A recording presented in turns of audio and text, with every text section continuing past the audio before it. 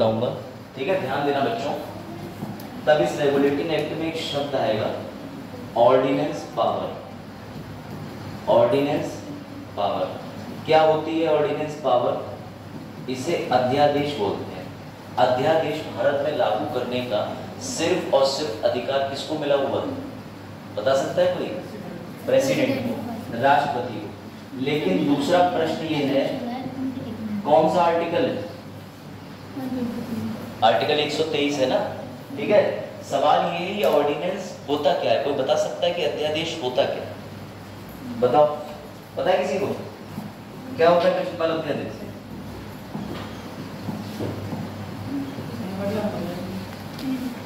हाँ, बैठ जाओ, बैठ जाइए, ठीक है। बताइए भाई, कोई बता सकता है क्या होता है अध्यादेश? फिर मैं क्लियर करूं। ऑर्डिनेंस तो सुना होगा आपने, 3 तलाक ऑर्डिनेंस, किसान बिल ऑर्डिनेंस। क्या होता है ऑर्डिनेंस? ये तब लाया जाता है बेसिकली जब, याद रखिएगा, नमस्ते,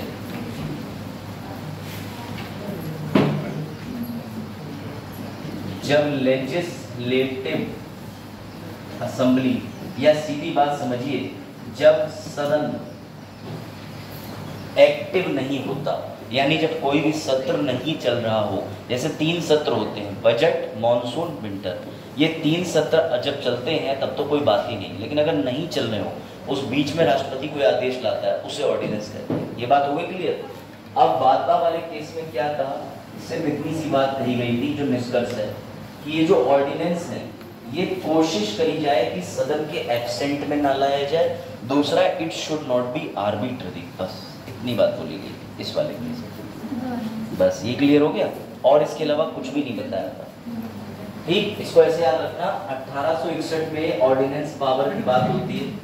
अभी वर्तमान में राष्ट्रपति पे यह अनुच्छेद। उसके अलावा जब सदन कार्रवाई में नहीं होता, यानी कोई सत्र ना चल रहा हो, तो ऐसे में जब अध्यादेश लाया जाता है, बार बार केस में बोला गया, ये जो अध्यादेश है ये ना लाया जाए, या कोशिश करी जाए कि सदन की कार्रवाई का हिस्सा बनाया जाए। भारत में नियम भी है कि अगर कोई राष्ट्रपति ऐसे बिल को आदेश बना देते हैं, तो याद रखना, जैसे ही सदन दोबारा शुरू होता है, 6 हफ्ते के अंदर बिल को डिस्कस करना पड़ता है। अध्यादेश की लाइफ होती है सिर्फ 6 वीक, ठीक है। तो बात में बस 2 ही बातें कही थी कि भैया आर्बिट्ररी ना हो, और कोशिश करनी चाहिए कि अवॉइड करो। ये रहा जुडिशरी का केस पहला, और पूछिए जुडिशरी का। एक केस निपट गया आपका। हाँ, लेकिन रुक जाओ, पी लो, आज व्रत है हमारा, कोई दिक्कत नहीं, पी लो, ऊपर से ही पियो, कौन सी दिक्कत है?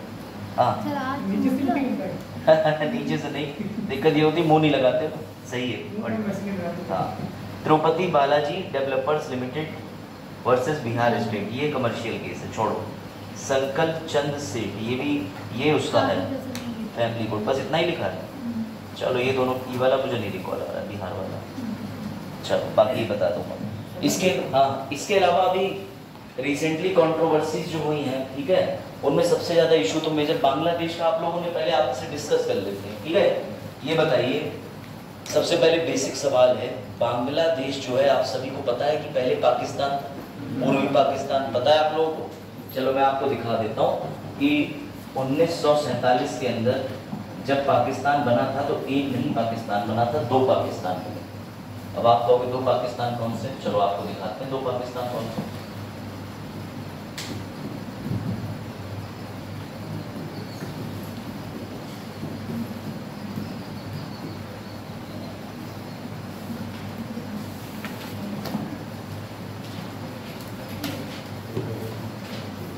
चल भी रहा है इंटरनेट, चलना तो चाहिए।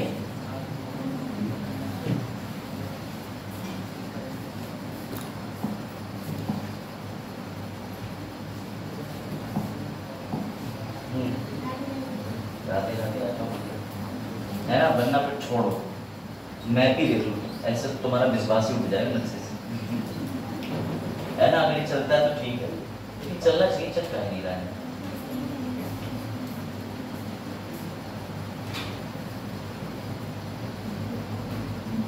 अब दिक्कत ये है, अगर इसको बंद करेंगे तो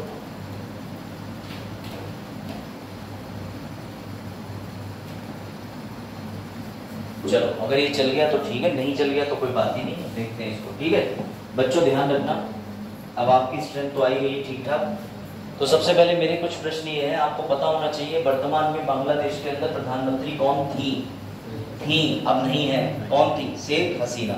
चलो अभी आपने हाँ इसके थ्रू बता देंगे, कोई दिक्कत नहीं, यहाँ पर पॉइंट आएगा। ठीक है, आपको ये तो पता ही है कि ये हमारे वेस्ट में पाकिस्तान हो गया। ठीक है, एक यहाँ पर भी पाकिस्तान बना था जिसको आज की डेट में बांग्लादेश के नाम से जाना जाता है। याद रखिएगा, दो बने थे पाकिस्तान, दो, उधर वाला पाकिस्तान वेस्ट वाला, इधर वाला ईस्ट वाला। उस तरफ कौन रहते थे? तो भैया रहते थे पंजाबी मुसलमान, इधर कौन रहते थे? बंगाली मुसलमान। ये तो सब बात की घटना है। आपको इसमें 3-4 नाम याद रखने जिनके बारे में मैं बताऊंगा। ठीक है, सबसे पहला नाम लिख लीजिए, ठीक है, 2 तारीख लिख लीजिए, 26 मार्च 16 दिसंबर 1961। ठीक है, याद रखिएगा। उसके बाद अगला नाम लिख लीजिए शेख हसीना। ठीक, उसके बाद लिख लीजिए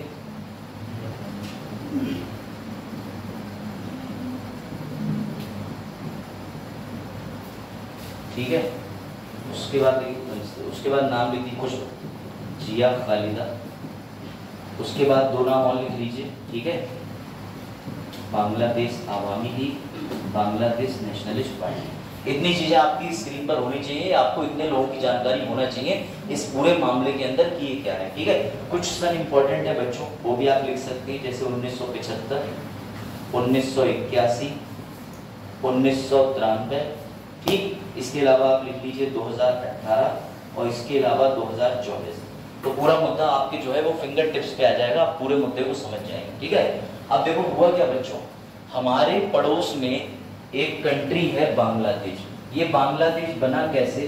तो इस बांग्लादेश की स्टोरी ऐसी है बेटा कि सपोज दैट ये हमारा इंडिया है। ठीक है, ठीक, आपको थोड़ा बहुत समझ में आ जाएगा, इसलिए नक्शा बनाया बेटा। सबको पता है माउंटबेटन प्लान के माध्यम से, माउंटबेटन प्लान, माउंटबेटन कौन था?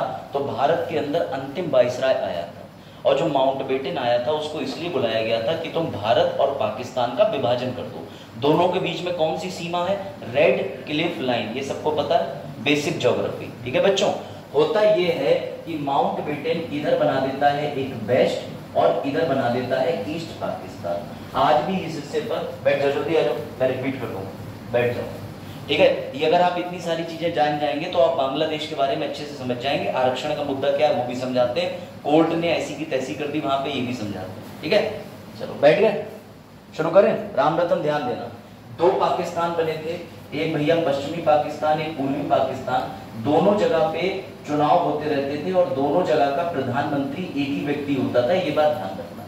ठीक है, बस 2 इलाके दूरी पर थे, कहीं ना कहीं उसकी तरफ भी इंगित करता है शेर शाह सूरी मार्ग की तरफ। आपने अगर हिस्ट्री पढ़ी हो, यहाँ से शुरू होकर वहां तक जाता था। ठीक, खैर सोचो, पाकिस्तान ने, खासकर जिन्ना ने मुस्लिम लीग के समर्थन में 2 हिस्से बना दिए, Pakistan west, Pakistan east. India नहीं बना, इंडिया पहले से ही अपनी जगह पे था।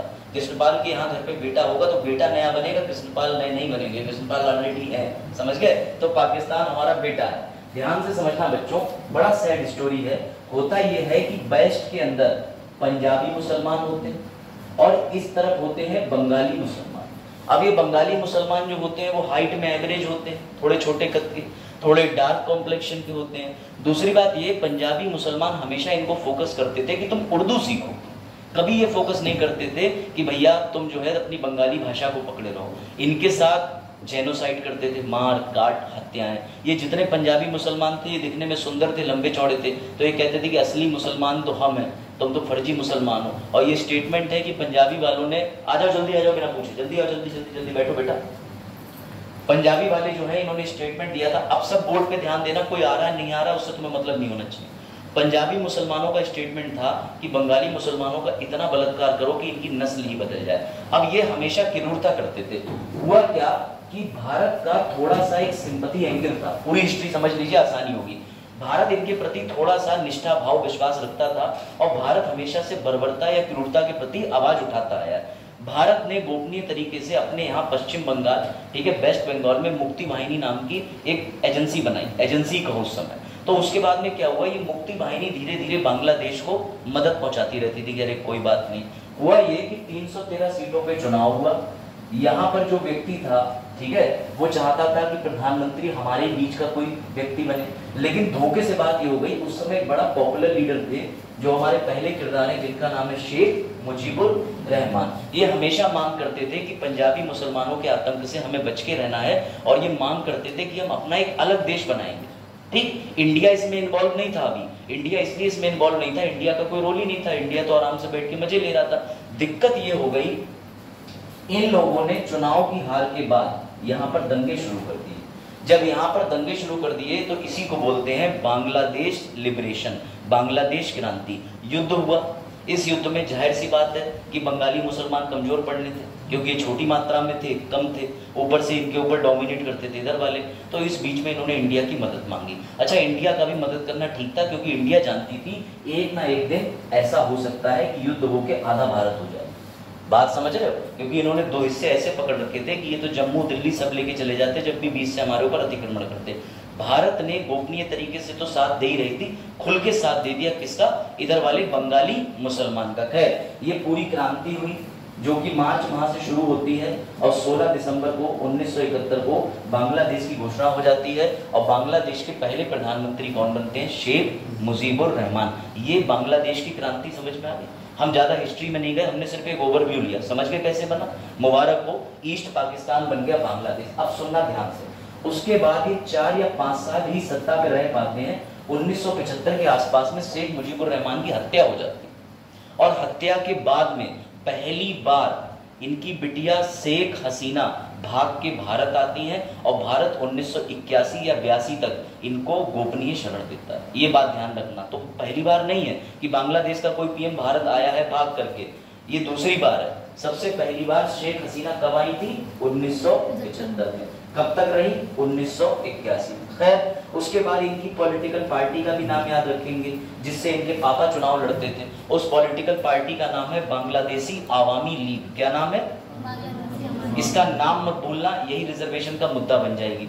जो पार्टी 1971 के आंदोलन में रही, इन्होंने एक चीज गलत कर दी, इस पूरी पार्टी के सभी लोगों को मान लिया फ्रीडम फाइटर। ये ध्यान रखना। यहां तक स्टोरी आई समझ में कि सर एक पॉलिटिकल पार्टी के लीडर थे शेख मुजीबुर रहमान, 1971 में क्रांति आई, उस पॉलिटिकल पार्टी को आज भी जिंदा रखा है, और ये पॉलिटिकल पार्टी 1981-82 से संभाल रही है शेख मुजीबुर रहमान की बेटी शेख हसीना। कोई दिक्कत? शेख हसीना के भारत से संबंध बहुत बढ़िया थे, सब कुछ बहुत अच्छा था। 1992-93 में एक बार इनकी सरकार पर दोबारा से वही होता है जो अभी हो रहा है, जिसे कहते हैं मिलिट्री कूप, यानी तख्ता पलट। तब भी राजनीतिक स्थितियां खराब होती हैं, परंतु राजनीतिक स्थितियां दोबारा से भी स्थापित कर ली जाती हैं, संभाल ली जाती हैं। खैर, उसके बाद समझिए मेन मुद्दा क्या बनता है। अब अगर आपको इतनी स्टोरी समझ में आ गई है तो मेन मुद्दा समझिए। बांग्लादेश में 56% का आरक्षण था। कितने परसेंट का? इस 56% के आरक्षण में बच्चों 30% का जो आरक्षण था, आ जाओ, वो किसे दे दिया था? फ्रीडम फाइटर को। किसे दे दिया था? इधर देखो बोर्ड की तरफ, बात देख लेना। फ्रीडम फाइटर को जो आरक्षण दे दिया था, उसमें एक गलती कर दी इन्होंने। वो गलती ये कर दी, ये 30% लोग वो माने जाते जिनके भैया बाप दादाओं ने कभी युद्ध लड़ा था। इन्होंने क्या करा, अपनी बांग्लादेशी आवामी लीग पार्टी के जितने भी सदस्य थे उन सबको उठा के आरक्षण दे दिया। मतलब ये समझो आज की डेट में आयशा ज्वाइन कर ले बांग्लादेश। क्या बात है, बोलना जरूरी है, बिना बोले नहीं बैठ सकते।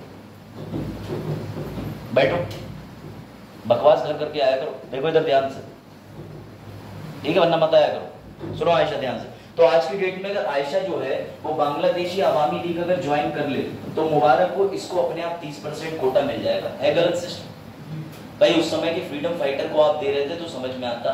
हुआ ये कि इसको हटाने की मांग होने लगी 2018 में। ढाका में एक विश्वविद्यालय है, ढाका यूनिवर्सिटी, पता है बांग्लादेश की कैपिटल। तो वहां पर जब विरोध होने लगे तो 2018 के अंदर स्टूडेंट लड़ गए। मैं दोबारा पूरी स्टोरी क्वेश्चन रिपीट करूंगा, सुन लेना, आप लोगों का छूट गया होगा, ठीक है। तो 2018 के अंदर वहां पर यूनिवर्सिटी में प्रोटेस्ट शुरू हो गए, क्योंकि आरक्षण की सबसे ज्यादा जरूरत किसे होती है? छात्र। अभी भी बता दूं, बांग्लादेश के अंदर जो छात्र हैं वही आंदोलन कर रहे हैं। तुम छात्र आंदोलन की शक्ति समझोगे आज की छात्र क्या चीज होते हैं। तो 2018 में भी ये मामला हुआ, तो उस समय क्या करा, शेख हसीना ने इस आरक्षण के मुद्दे को खत्म कर दिया, हटा दिया कि यार ये मुद्दा खत्म करो, आरक्षण नहीं चाहिए। लेकिन कोर्ट ने कहा कि दोबारा से री इनस्टेट करो, यानी वापस से भी स्थापित करो। वापस भी स्थापित हो गया, कोई बात नहीं। उसके बाद कंट्रोवर्सी अभी आई जब मामला कोर्ट में पहुंचा और समस्या ये हो गई, कोर्ट ने कह दिया 93% भर्ती, 93% भर्ती करो मेरिट पे, और 56% का जो आरक्षण था वो घटा के केवल कितना कर दिया, 7%। ये जजमेंट आया 22 जुलाई। अब जैसे ही आरक्षण 7% किया गया, स्टूडेंट पागल हो गए, पागल हो गए तुम लोग। वो कैसे हो गए कि एक तरफ 30% आरक्षण मिल रहा था, इस 7% आरक्षण में भी साफ कह दिया कि 5% अधिकतम फ्रीडम फाइटर को, 1% दिव्यांगों को, 1% महिलाओं को 7% आरक्षण की मांग कर दी। बेटा इसकी वजह से बांग्लादेश में पहले अनुमति मांगी गई छात्रों के द्वारा कि हम एक शांत प्रोटेस्ट करेंगे, लेकिन शांत तो कुछ होता ही नहीं है। हिंसा इतनी भड़क गई कि उन्होंने एक प्रांत के एक हिस्से में 13 पुलिस वालों को मार दिया और धीरे धीरे इस हिंसा में 200 से ज्यादा लोग मर गए। अब दिक्कत ये आई कि जब भी कहीं हिंसा भड़कती है तो बेटा सबसे पहले हिंसा रोकने की जिम्मेदारी किसकी हो जाती है, मिलिट्री की। पुलिस तो छोड़ दो, देश की आंतरिक व्यवस्था और बाह्य व्यवस्था सुधारने का इंतजाम हमारे देश में भी राष्ट्रपति किसे कंट्रोल करता है, तीनों फोर्सेस को करता है। सेम कंसेप्ट यहाँ पे। तो बेटा मिलिट्री के यहाँ पर आर्मी चीफ है जिनका नाम है, ठीक है, बकार और जमन। बेटा इन्होंने जाकर के सीधे 3:45 पे, टाइम है 5 अगस्त, इन्होंने जाकर के शेख हसीना से कह दिया स्पष्ट तौर पर कि मैडम आधा घंटा है आपके पास, आधे घंटे के अंदर आप चुपचाप से वापस खाली कर दो प्राइम मिनिस्टर भवन, क्योंकि याद रखिएगा शेख हसीना वहां पे अभी जनवरी के चुनाव में ही जीती थी और 5वीं बार प्रधानमंत्री बनी थी। इन्होंने सीधे कह दिया कि जाकर के खाली कर दो। बेटा शेख हसीना को मजबूरी में इसलिए खाली करना पड़ा क्योंकि बाहर प्रोटेस्ट बढ़ रहा था और मिलिट्री ने मना कर दिया कि हम किसी भी प्रकार की सिक्योरिटी नहीं देंगे। शेख हसीना ने प्रोटेस्ट देख के रिजाइन किया और रिजाइन करने के बाद भारत के लिए निकल पड़ी। ये त्रिपुरा में इस समय स्टे कर रही हैं, जो कि आकर के दिल्ली में सेटल हो जाएंगी। यही पूरा विवाद है, कैसे एक आरक्षण और हाईकोर्ट के फैसले का ये रायता फैल गया। मैं ये पूरी स्टोरी दोबारा रिपीट कर रहा हूँ, फिर भारत का इस पे प्रभाव क्या है इसके बारे में और बताऊंगा, फिर लेक्चर में चलते हैं। कोई दिक्कत?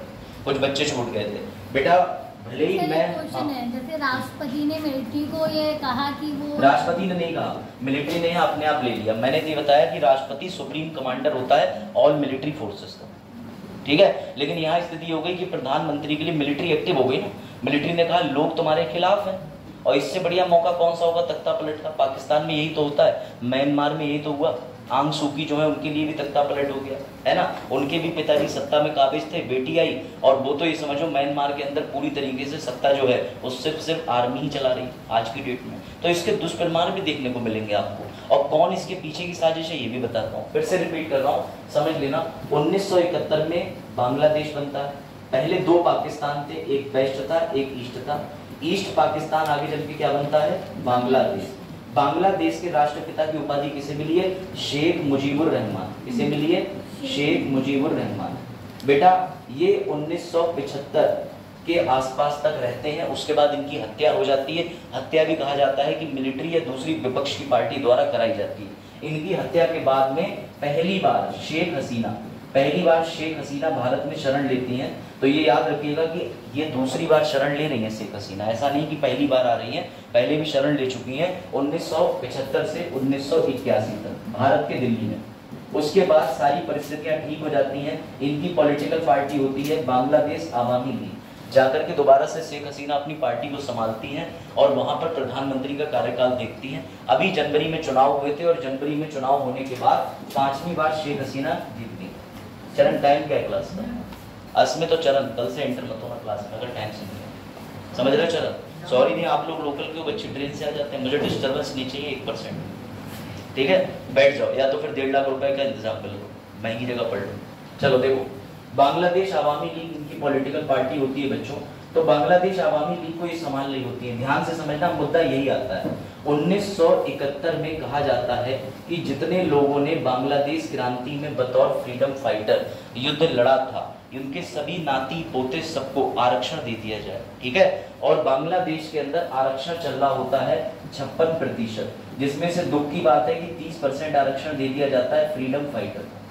इसका विरोध उस समय भी होता है। विरोध होते होते कंडीशन ये बन गई कि मामला 2018 तक पहुंचा जब शेख हसीना को आरक्षण खत्म करना पड़ा, लेकिन पब्लिक का दबाव और कोर्ट का दबाव आया, आरक्षण दोबारा लाए। अभी की क्या कंट्रोवर्सी है, तो आरक्षण को लेके ये कंट्रोवर्सी है बेटा, मामला आरक्षण को लेके हाई कोर्ट जाता है और हाई कोर्ट कहता है कि 100 में से 93% भर्ती जो है वो मेरिट पे करो और आरक्षण अधिकतम कितना दो, 7%, जिसमें से 5% फ्रीडम फाइटर, 1+1 महिलाओं को और दिव्यांगों को। इन्हीं कंट्रोवर्सीज के चलते वहां पर हमें देखने को मिला स्टूडेंट का प्रोटेस्ट, और इसी स्टूडेंट के प्रोटेस्ट की वजह से हुआ ये कि वहां पर हो गया है तख्ता पलट, मिलिट्री ने अंतरिम सरकार घोषित कर दी है। इस समय बांग्लादेश में कोई सरकार नहीं है, वहां पे बकार ए जमन ने सरकार संभाल ली है और वही पूरी तरीके से लीड कर रहा है। अब सबसे बड़ी समस्या ये आती है कि ये तो त्रिपुरा आ गई मैडम हमारे यहाँ भारत में, और थोड़े दिन में दिल्ली शिफ्ट हो जाएंगी, राजनीतिक शरण मिलती है। लेकिन सवाल ये है कि भारत के लिए ये अच्छा है या खराब? भारत के लिए अच्छा है खराब? बेटा टाइम नहीं पता आपको, ठीक है? चलो बताओ। अब सबसे बड़ा सवाल ये है, उत्तर देने का प्रयास करें कि भारत के लिए बांग्लादेश की ये दशा के लिए जिम्मेदार कौन है? 2 पॉइंट पे बात करेंगे और जिम्मेदार के साथ साथ इस पर प्रभाव क्या देखने को मिलेगा। कोई उत्तर देना चाहे तो ओपन है आपके लिए। अब डिस्कशन पे कर लेते हैं, फिर बताते हैं। जो बांग्लादेश से शेख हसीना भारत में आई हैं, इसका बांग्लादेश की तो छोड़ी, तो वहां तो इस समय कुछ बचा ही नहीं। भारत पे क्या प्रभाव पड़ेगा, सकारात्मक या नकारात्मक? क्यों? आपका उत्तर ठीक है, लेकिन क्यों नकारात्मक क्यों पड़ेगा? राजनीतिक संबंध खराब होंगे। अच्छा, और अच्छा पॉइंट बताया। कृष्णपाल ने भी उत्तर दिया था कि सर सबसे बुरा तो समय यही है, बहुत बुरा वक्त है भारत के लिए। इसीलिए शरणार्थी की समस्या, ज्यादातर लोग जो बांग्लादेश में इंडिया में हैं वो रुके रहेंगे और लोग भाग के आएंगे। और कोई पॉइंट आप सोचो, अगर आप सोचोगे नहीं इसका मतलब ये है कि आपकी थिंकिंग एबिलिटी नहीं डेवलप है। समझना बच्चों ध्यान से। सबसे पहली बात तो ये है जिम्मेदार कौन, तो जिम्मेदार यहाँ पर 2 लोगों को मान सकते हैं। सबसे पहला तो यूएसए है, क्योंकि इन्होंने अपने चुनाव के समय पर एक स्टेटमेंट जारी करा था कि मुझे एक बड़े देश से ऑफर मिला। उस बड़े देश ने कहा कि हमें एयर बेस स्टेशन के लिए बांग्लादेश में थोड़ी सी जगह दे दो। और हम सब जानते हैं कि यूएसए से ज्यादा मक्कार कोई नहीं है जो दूसरों के घर में थोड़ी जगह मांगता है, बाद में मकान मालिक बन जाता है ना? बात को टाइम नहीं पता आपको? बेटा ट्रेन से मत आया करो तो फिर कल से, जब ट्रेन नहीं से आ पा रही क्या दिक्कत है, फिर छोड़ो, ध्यान दो इधर, ठीक है? तो बेटा याद रखना सबसे बड़ा जिम्मेदार तो कौन है? यूएसए। कौन है? यूएसए।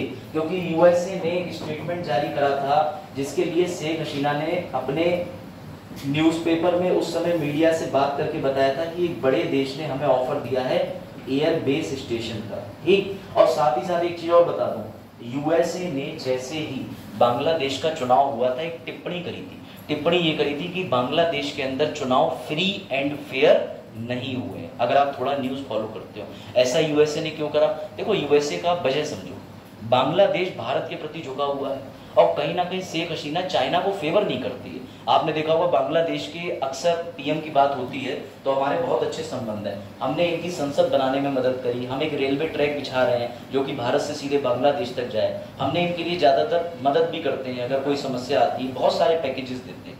दिक्कत इस बात की है कि अपने पड़ोसी देश में एकमात्र हमारे साथ बांग्लादेश था जिससे संबंध अच्छे चल रहे थे। मालदीव्स देख लो, मालदीव्स में आपने देखा कंट्रोवर्सी, वहां पर कौन है? राष्ट्रपति मुजीजू।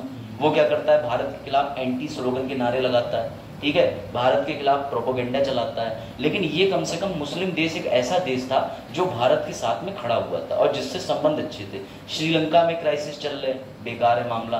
नेपाल कभी भी आंख दिखा देता है जब तक हम पेट्रोल ना रोकना पड़ जाए, आलू ना रोकना पड़ जाए, समस्याएं ना खड़ी करें। इसके अलावा पाकिस्तान से हमारी कभी बनती नहीं। चीन को आप स्थिति जानते हो, वो तो कहता है कि भैया चिकन नेक का हिस्सा काट दो और पूरा का पूरा नॉर्थ ईस्ट हमें दे दो। तो ऐसे समय में बांग्लादेश से हमारे राजनीतिक संबंध खराब होंगे और सबसे बड़ा प्रभाव ये पड़ेगा कि बांग्लादेश में अब तुम्हें देखने को मिलेंगे आज की खबर में एंटी इंडिया स्लोगन। क्यों? बांग्लादेश के लोग कहेंगे भेजो हमारे देश को पीएम को, क्यों शरण दे रहे हो, क्यों शरण दे रहे हो? और ये सब प्रोपोगेंडा के तहत किया जाएगा। क्योंकि बांग्लादेश की पीएम ने एक वीडियो रिकॉर्ड करना चाहती थी लेकिन इतना समय नहीं मिला। और लोगों की मक्कारी आप देखें, क्या लोग हैं, क्या स्टूडेंट हैं, जैसे ही अपने प्राइम मिनिस्टर हाउस से निकली, इनकी साड़ी, इनके बैग, ड्रेसिंग टेबल, टीवी, गिलास सब के सब उठा ले जनता। अपने घर ला के रखेंगे। इस तरीके की हरकत तो भाई बांग्लादेश की जनता ने करी। पता चलता है कि बांग्लादेश का स्तर क्या है, और ये रोड पर भागी है लिटरली, ये स्थिति कर दी है एक महिला के प्रति। तो ये ह्यूमन राइट के प्रति भी ये देख सकते हो अवहेलना है कि क्या स्थिति है। शेख हसीना रिजाइन करके आएंगे, ये ध्यान रखना, तो वापस से प्राइम मिनिस्टर के पद पे उनको नहीं पहुंचाया जाएगा। इस समय अंतरिम सरकार मिलिट्री के पास है। दूसरी बात, अगर हमने शरण दी इस समय पर, तो दो लोग भारत से एंटी भारत का फायदा उठा सकते हैं, पहला चीन और दूसरा यूएसए। यूएसए टिप्पणी नहीं करेगा, लेकिन यूएसए बांग्लादेश के लोगों को इनडायरेक्ट तरीके से प्रयास करेगा कि मिलिट्री के साथ कोई समझौता करके एयरबेस स्टेशन डेवलप कर ले और ये अशांति किसी भी तरीके से रुके ना। ये यूएस की पहल होगी। चीन की सीधी पहल होगी, इस समय अशांति का टाइम है, हम अपना काम पूरा कर लें। वो सीधी सीधी बात है, इस समय म्यांमार जैसे देशों के साथ में संबंध तो बना ही रहा है, वो कोशिश करेगा कि बांग्लादेश से हमारे संबंध हो जाए, यूएस ना घुस पाए। तो इस समय चीन और यूएसए के लिए ये पावर वैक्यूम का पार्ट है, यानी देश के अंदर कोई सरकार नहीं है, और इन दोनों देशों ने अगर स्थापित कर लिए अच्छे संबंध तो बहुत ज्यादा रिस्क हो सकती है। जैसे हमारे पास एक मौका था, वो हमने छोड़ दिया तालिबान का। जब अफगानिस्तान से अमेरिकी फौज गई तो भारत को तुरंत ही तालिबान का सपोर्ट करना चाहिए था। भले ही तालिबान आतंकवादी हो, कुछ भी हो, लेकिन सीधे जाकर के अगर इंडिया सपोर्ट करती तो अफगानिस्तान से हमें बेटर डील मिल जाती। वहां के तालिबान को खुद ही आगे आना पड़ा। ठीक है, तो इस समय पे भी क्या जिम्मेदारी है कि इंडिया को, मेरी समझ से, एक स्टेटमेंट जारी करना चाहिए कि ऐसे दुख के संकट में हम बांग्लादेश के साथ खड़े हैं, बांग्लादेश के पीएम को राजनीतिक शरण प्रदान करते हैं, एवं जब तक चीजें परिस्थितियां स्थिर नहीं हो जाती, लाइन सुनना, एवं लोगों के हित में नहीं चली जाती, तब तक मैं अपील करूंगा कि बांग्लादेश में कोई भी ऐसा हिंसा ना भड़के। अगर ये डिप्लोमेटिक मैसेज, जावेद टाइम नहीं पता, अगर ऐसा पीएम स्टेटमेंट डाल देते हैं हमारे यहाँ इस समय, तो दो तरीके से सेफ हो जाएंगे। एक तो यूएसए और चीन को इस पर डिप्लोमेसी कंट्रोवर्सी करने का मौका नहीं मिलेगा, वरना 101% आज आप यूएस मीडिया के और चीन की मीडिया के स्टेटमेंट सुनिएगा जाकर के, वो लोग चाहते ही हैं। और यूएसए इतना मक्कार है, यूएसए चाहता है कि मैं म्यांमार और बांग्लादेश तोड़ के एक नई कंट्री बनता दूं, कैसे भी। तो ये इस समय इंडिया के लिए सबसे ज्यादा दुष्प्रभाव की स्थिति है, और इंडिया के लिए ये निकल के कैसे, क्या हुआ बेटा, क्या बात है, देखो इधर है। अरे तो नहीं खुल रही तो मुंह से खोलोगे, खोल के हाथ से खोलो, तो समझो बात को। तो इंडिया के लिए बेटा इस समय पर ये बहुत ही ज्यादा कंट्रोवर्शियल चीज है। देखना पड़ेगा कि एस जयशंकर कैसे भारत को इस समस्या से निकालते हैं। और कोई इसमें पॉइंट देना चाहो तो दे सकते हो, बताओ कुछ, आप बताओ। सर मेरी जो केस स्टडीज को कही मैंने बांग्लादेश को, कुछ आपसे अलग होती है। बताइए बताइए, मैं तो जानना चाहूँगा। पहले जैसे आपने कहा कि बांग्लादेश में जो कहने की शेख हसीना को जान देना पड़ा और जो हिंसा हुई, क्यों हुई, सर मेरा इसमें कुछ अलग सोचना है। हाँ हाँ बताएं, ये तो अच्छी बात किसी भी क्रांति का केवल एक पक्ष नहीं होता है। बांग्लादेश में जो कहीं ना कहीं जो आंदोलन हो रहा है, उसकी कई वजह है। ठीक है। पहला है वहाँ पर लोकतांत्रिक मूल्यों का गलत बढ़ना। ठीक है। 1971 से लेकर वर्तमान समय तक केवल शेख हसीना ही है। इसका मतलब क्या है, वहाँ पर उनकी मोनोपोली स्थापित हो चुकी है, और किसी भी लोकतांत्रिक देश में जनता अपने अधिकार मांगती है। ठीक। तो सीधी सी बात है, जो क्या कहते हैं, जो शेख हसीना के विरोधी लोग हैं, वो सीधा लोकतंत्र स्थापित करने का प्रयास करेंगे। ठीक है। छात्र भी वहाँ के नाराज होंगे, क्योंकि 71 से लेकर अब तक उनके पिताजी तो वही लोग हैं। ठीक। क्योंकि अभी जो इलेक्शन टाइम क्या होता है कि विरोधियों को जेल में डाल दिया जाता है, बांग्लादेश में ऐसा होता है। ठीक है। वर्तमान परिप्रेक्ष्य यह है, बांग्लादेश में महंगाई का बहुत अधिक है, बेरोजगारी की दर अधिक है। ठीक है। और कहीं ना कहीं अंतर्राष्ट्रीय जैसे आप बोल रहे थे, अमेरिका का भी उसमें कहीं ना कहीं बेस स्टेशन बनाने का प्रॉब्लम चल रही है। ठीक है। और उसमें क्या है कि चाइना की भी कहीं ना कहीं इसमें हाथ है, चाइना का कहीं ना कहीं इसमें दखल दे रहा है। तो एंटी इंडिया के नारे से आप बोले, वो मैं सहमत हूँ कि एंटी इंडिया के नारे लगा के चाइना अपनी रोटियाँ सेकने में लगाए। ठीक है। इसका सही वजह साउथ चाइना सी, दक्षिण चीन सागर में जो चीन का बढ़ता हुआ प्रभाव है, वो भी कहीं ना कहीं बांग्लादेश की तरफ प्रभाव उसको डालता है। ये सारी कई वजह हैं इसकी, कोई एक वजह नहीं है इसकी कि बांग्लादेश में आंदोलन हो रहा है, इसकी कई वजह हैं। लेकिन सबसे पहला वजह मैं यही मानूंगा, डेमोक्रेसी, लोकतंत्र जो है, कि वहाँ के विरोधी लोग हैं, छात्र लोग हैं, वो कहीं ना कहीं एक शासक से एक में छप गए, कहते गाँव भाषण बोलते हैं। ये बांग्लादेश शेख हसीना ही है। तो मेन इन्फ्लेशन अमेरिका की जो राजनीति, चाइना, साउथ चाइना सी, और जो डेमोक्रेसी और आरक्षण तो है ही, वो कोई बहाना है। इससे पहले भी आरक्षण था, लेकिन इसकी तो बहाना है, लेकिन मेन वजह तो ये है। दूसरा क्या है, वहाँ से एंटी इंडिया वहाँ पे नारे लगते हैं, तो वहाँ को उसका बहुत हवा मिला। इंडिया क्या है, इंडिया चुप क्यों रहता है भाई, इंडिया तो लोकतांत्रिक देश खुद है, वो क्यों नहीं कहता कि बांग्लादेश में भी लोकतंत्र होना चाहिए। जबकि इंडिया को ये बात मालूम है कि शेख हसीना अवैध तरीके से चुनाव जीतती है, बस छुपानी किसी से, इसके बावजूद भी इंडिया शेख हसीना का ही पक्ष लेता है। इसीलिए बांग्लादेश में इंडिया विरोधी नारे लग रहे हैं, क्योंकि इंडिया खुद निष्पक्ष नहीं है।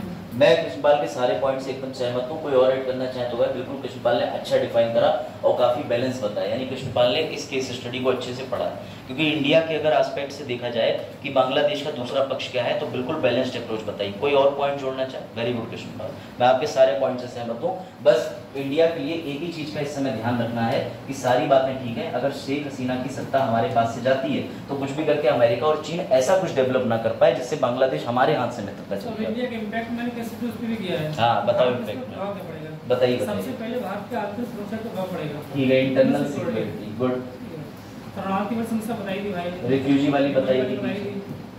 तीसरा क्या है, इंडिया का एक पड़ोसी एक दोस्त वहाँ पे सेना का शासन हो जाएगा। ठीक है, सैन्य शासन। भारत में भी इसका इम्पैक्ट आएगा, लोकतांत्रिक मूल्यों का ध्यान भारत में हो सकता है। ठीक। तीसरा क्या, बांग्लादेश से जो आयात निर्यात जो हो रहा है इस प्रेजेंट टाइम में, जूट का होता है, कपास का जो भी होता है, उस पर भी आयात निर्यात बांग्लादेश के साथ में जो आर्थिक मोर्चे पे कहना कि ट्रेड सफर करेगा। ठीक है, और बांग्लादेश के लिए भारत जो भेजता कुछ चीजें, तो निर्यात में भी कमी आएगी, यानी आयात निर्यात दोनों इम्पैक्ट प्रभावित होगा कहीं ना कहीं। इससे भारत के राजस्व में भी कहीं ना कहीं नुकसान हो सकता है। तीसरा क्या है, बांग्लादेश के छात्र इंडिया में पढ़ते हैं, तो इंडिया भी एक बार अब ये भी है कि ऐसा ना कि वो लोग भी कहना कि एंटी इंडिया विरोधी ना हो जाए, एंटी इंडिया विरोधी ना हो जाए, हिंसा भड़कने के कुछ चांसेस हैं, राइट्स के चांसेस हैं। तीसरा क्या है, अंतर्राष्ट्रीय स्तर पर जो जैसे अमेरिका है, चाइना है, ठीक है, इनकी दखलंदाजी की वजह से इंडिया में कहना कि इसका वैश्विक प्रभाव पड़ सकता है। बिल्कुल ठीक बात कि भारत खुद लोकतांत्रिक मूल्यों की बात करता है, बांग्लादेश के लिए कुछ नहीं कर रहा है। ठीक है, और कोई इसमें जोड़ना चाहेगा? बताओ। इसके अलावा मैं तो सारे पॉइंट मुझे ठीक लग रहे हैं कि इंडिया के ऊपर क्या प्रभाव पड़ेगा। बिल्कुल सही, आंतरिक सुरक्षा डील करने के लिए रिफ्यूजी की प्रॉब्लम बोल दी थी। सैन्य शासन की तरफ इंडिया का हमेशा, कभी भी सैन्य शासन का विरोध इंडिया ने नहीं करा, मतलब इंडिया को खुल के विरोध भी करना चाहिए कि लोकतंत्र बचाओ। और इन सबका कारण जो इंडिया के लिए सबसे बड़ी प्रॉब्लम है, एक और व्यक्ति है, वो है जिया खालिदा। इसका नाम सुना है? इसका नाम सुना है किसी? जिया खालिदा सबसे बड़ा कारण है चाइना के साथ में साउथ चीन सी विवाद और चाइना को समर्थन में। ये लीडर है बांग्लादेशी नेशनलिस्ट पार्टी की, और ये हमेशा चाहती है कि चीन के साथ संबंध बन जाए, एंटी इंडिया में चला जाए। ठीक है, तो फिलहाल तो ये देख लो, इसी तरीके से पॉइंट मेंस में लिखे जाते हैं। कृष्णपाल ने सारे उत्तर एकदम बढ़िया वाले, बेहतरीन वाले दे दिए। अगर आपको इसमें कोई पॉइंट लगता है, घर जाएं, खुद केस स्टडी करें, पॉइंट जोड़ें, ठीक है। लेकिन जब हम आगे चीजें करंट में पढ़ेंगे तो भी इसी तरीके से डिस्कशन होगा। और वर्तमान कोई भी न्यूज इस समय आप मिस ना करा करें, चाहे कोई भी यूट्यूब पे देख रहा हो, अगर कोई भी ऐसी न्यूज आपको मिलती है तो कृपया करके प्लीज देखा करें। और ये कृष्णपाल जी की यही बात बढ़िया है कि कृष्णपाल कम से कम न्यूज़ को रेगुलर फॉलो कर रहे हैं, और बाकी इसके अलावा उन्होंने अपने कोर्स को बेहतरीन तरीके से पढ़ा है। अगर आपने एनसीईआरटी में पढ़ी होती तो कक्षा 11 के अंदर चैप्टर है जिसमें बताया इंडिया से हमारे रिलेशंस कैसे हैं, सबसे बड़ी बात तो ये, ठीक है। तो बाकी बच्चों के लिए एक सीख है कि क्लास का एक बच्चा सारे पॉइंट बता सकता है और दूसरा बच्चा कम से कम एक पॉइंट बता सकता है, तो आप लोग एनालिसिस क्यों नहीं करना? ये तो वर्तमान घटना है ना। अभी कोई अधिकारी आके पूछ ले कि भाई बताओ क्या चल रहा है बांग्लादेश में, तो आप कहोगे हमने पढ़ा नहीं, वो कहेगा समझ गए। तो ये चीज ध्यान रखना, ठीक है। तो इस समय कृष्णपाल यही संकट है भारत के लिए जो आप कह रहे हैं। इसके अलावा मुझे भी यही महसूस होता है कि इंडिया को बहुत ज्यादा डिप्लोमेटिक स्टैंड लेने की जरूरत है। हाँ, मेंस आंसर राइटिंग ही है, क्योंकि भैया ऐसे ही बैलेंस आंसर लिखा जाता है, ठीक है। चलो भाई, और कोई किसी को डाउट? जो लेट आए हैं वो घटना ना समझ पाए तो कोई बात ही नहीं है, कोशिश करा करो कि टाइम से आ जाए करो, ठीक है। चलो भाई, मैप अब खुल ही गया है तो आपको मैप दिखाई देता हूँ। ये देख लेना, पहले 2 पाकिस्तान बने थे, ये देख लीजिएगा अगर आपको दिख रहा हो। एक वेस्ट पाकिस्तान था, एक ईस्ट पाकिस्तान था। जो ईस्ट पाकिस्तान था वो भविष्य में जाके क्या बनता है? बांग्लादेश का 1971 में, ठीक है। चलो अब टॉपिक पे आ जाते हैं। दूसरी बात ये है, जो बच्चे एक दिन आ रहे हैं और दूसरे दिन अब्सेंट हो जा रहे हैं, तो भैया सत्संग नहीं चल रहा कि एक दिन बुराइयों पर भाषण दे दिया जाए, मत आओ मत आओ। 5 भी बच्चे मिलेंगे तो बढ़िया है, मुझे कोई टेंशन नहीं है, इस बार रिजल्ट चाहिए। और अगर तुम अपने घर पे बोल के आए रिजल्ट देना है तो क्लास में रेगुलर आओ, वरना इसके अलावा बहुत सारे काम हैं। लड़कियां भी बतासे का ठेला लगा सकती हैं, ई रिक्शा लड़कियां भी चला लेती हैं, और लड़के भी इस समय आजकल घर में दामाद बन के रोटी तोड़ सकते हैं, कोई दिक्कत नहीं। आजकल भारत में सब कुछ चल रहा है। अगर तुम्हें बातें समझ आ रही हैं तो अपनी पढ़ाई और अपनी तैयारी के लिए अग्रसर हो जाओ, वरना इसके अलावा एक और अभ्युदय का सत्र, 4 और अभ्युदय के सत्र, सारे सत्र काटते रहो, हर जगह घूमते रहो और ऑनलाइन कोचिंग भी करते रहो। तो इसलिए अगर पढ़ना है तो भैया सीरियस नोट पे आ जाओ। मेरी आपसे रिक्वेस्ट है, एक दिन 2 दिन छोड़ के मत आओ। तुम्हारे साथ कोई भी इश्यू, तुम्हारे साथ कोई भी समस्या है, उसे टैकल कर लो। नहीं टैकल हो पा रहा है, कोचिंग छोड़ दो, क्योंकि यहाँ मजाक नहीं हो रहा, होना सीरियस नोट। ये बात समझ लो ध्यान से। कोई कहीं से आ रहा है, कोई पूरनपुर से आके यहाँ बैठ सकता है, अब जरा सी बारिश हो गई, कुछ हो गया तो तुम लोग सोच रहे हो तो भाई ऐसे नहीं चल पाएगा। ये बड़ा दुख की बात है, क्योंकि जब अटेंडेंस आपकी गिरेगी तो फिर इशू मुझे होगा, ठीक है। इस बात का ध्यान देना, ठीक है। सभी लोगों को आना है। लांशी पढ़ाई करो बेटा, पढ़ाई तुम रेगुलर आ रही हो लेकिन पढ़ नहीं रही है अच्छे से, आंसर कॉपी नहीं करनी। आप में से कई लोग उत्तर लेखन करते हो तो आपने क्या लिख रखा है, एक उत्तर के नीचे सेम लाइन सभी की आ गई। या तो आप जागरण जोश और दृष्टि से कॉपी मारे, या फिर दोस्त से कहे हमको भी निकाल के भेज देना, ये चीज गलत है। या तो खुद से लिखो या मना कर दो, सर मुझे लिखना नहीं आता, उंगली पकड़ के लिखवा दीजिए, समझ गए। चलो थोड़ा सा हार्श हो जाओ अपनी एजुकेशन को लेकर, वरना रिजल्ट नहीं आएगा, सच बता रहा हूँ वर्तमान समय। चलो आज का टॉपिक है अल्टरनेटिव डिस्प्यूट रेजोल्यूशन। अब नॉर्मल हो जाओ, चिल हो जाओ, क्या हो गया है ना, ज्यादा स्ट्रेस में भी मत आ जाओ, ठीक है। पता चले स्ट्रेस में आ जाओ, ठीक है। चलो शुरू करते हैं। इस टॉपिक का नाम है वैकल्पिक विवाद समाधान। ये सबसे इंटरेस्टिंग टॉपिक है। अगर आपने जीवन में कभी भी वकालत नहीं देखी तो आज आपको पूरी वकालत देखने को मिल जाएगी कि कोर्ट में आखिरकार होता क्या है और जज साहब करते क्या है, ठीक है। नाम डाल लिया आपने, वैकल्पिक विवाद समाधान। देखिए बच्चों, अब स्टोरी समझिएगा, स्टोरी के माध्यम से समझने का प्रयास करेंगे, ठीक है। अब देखो ध्यान से, ये है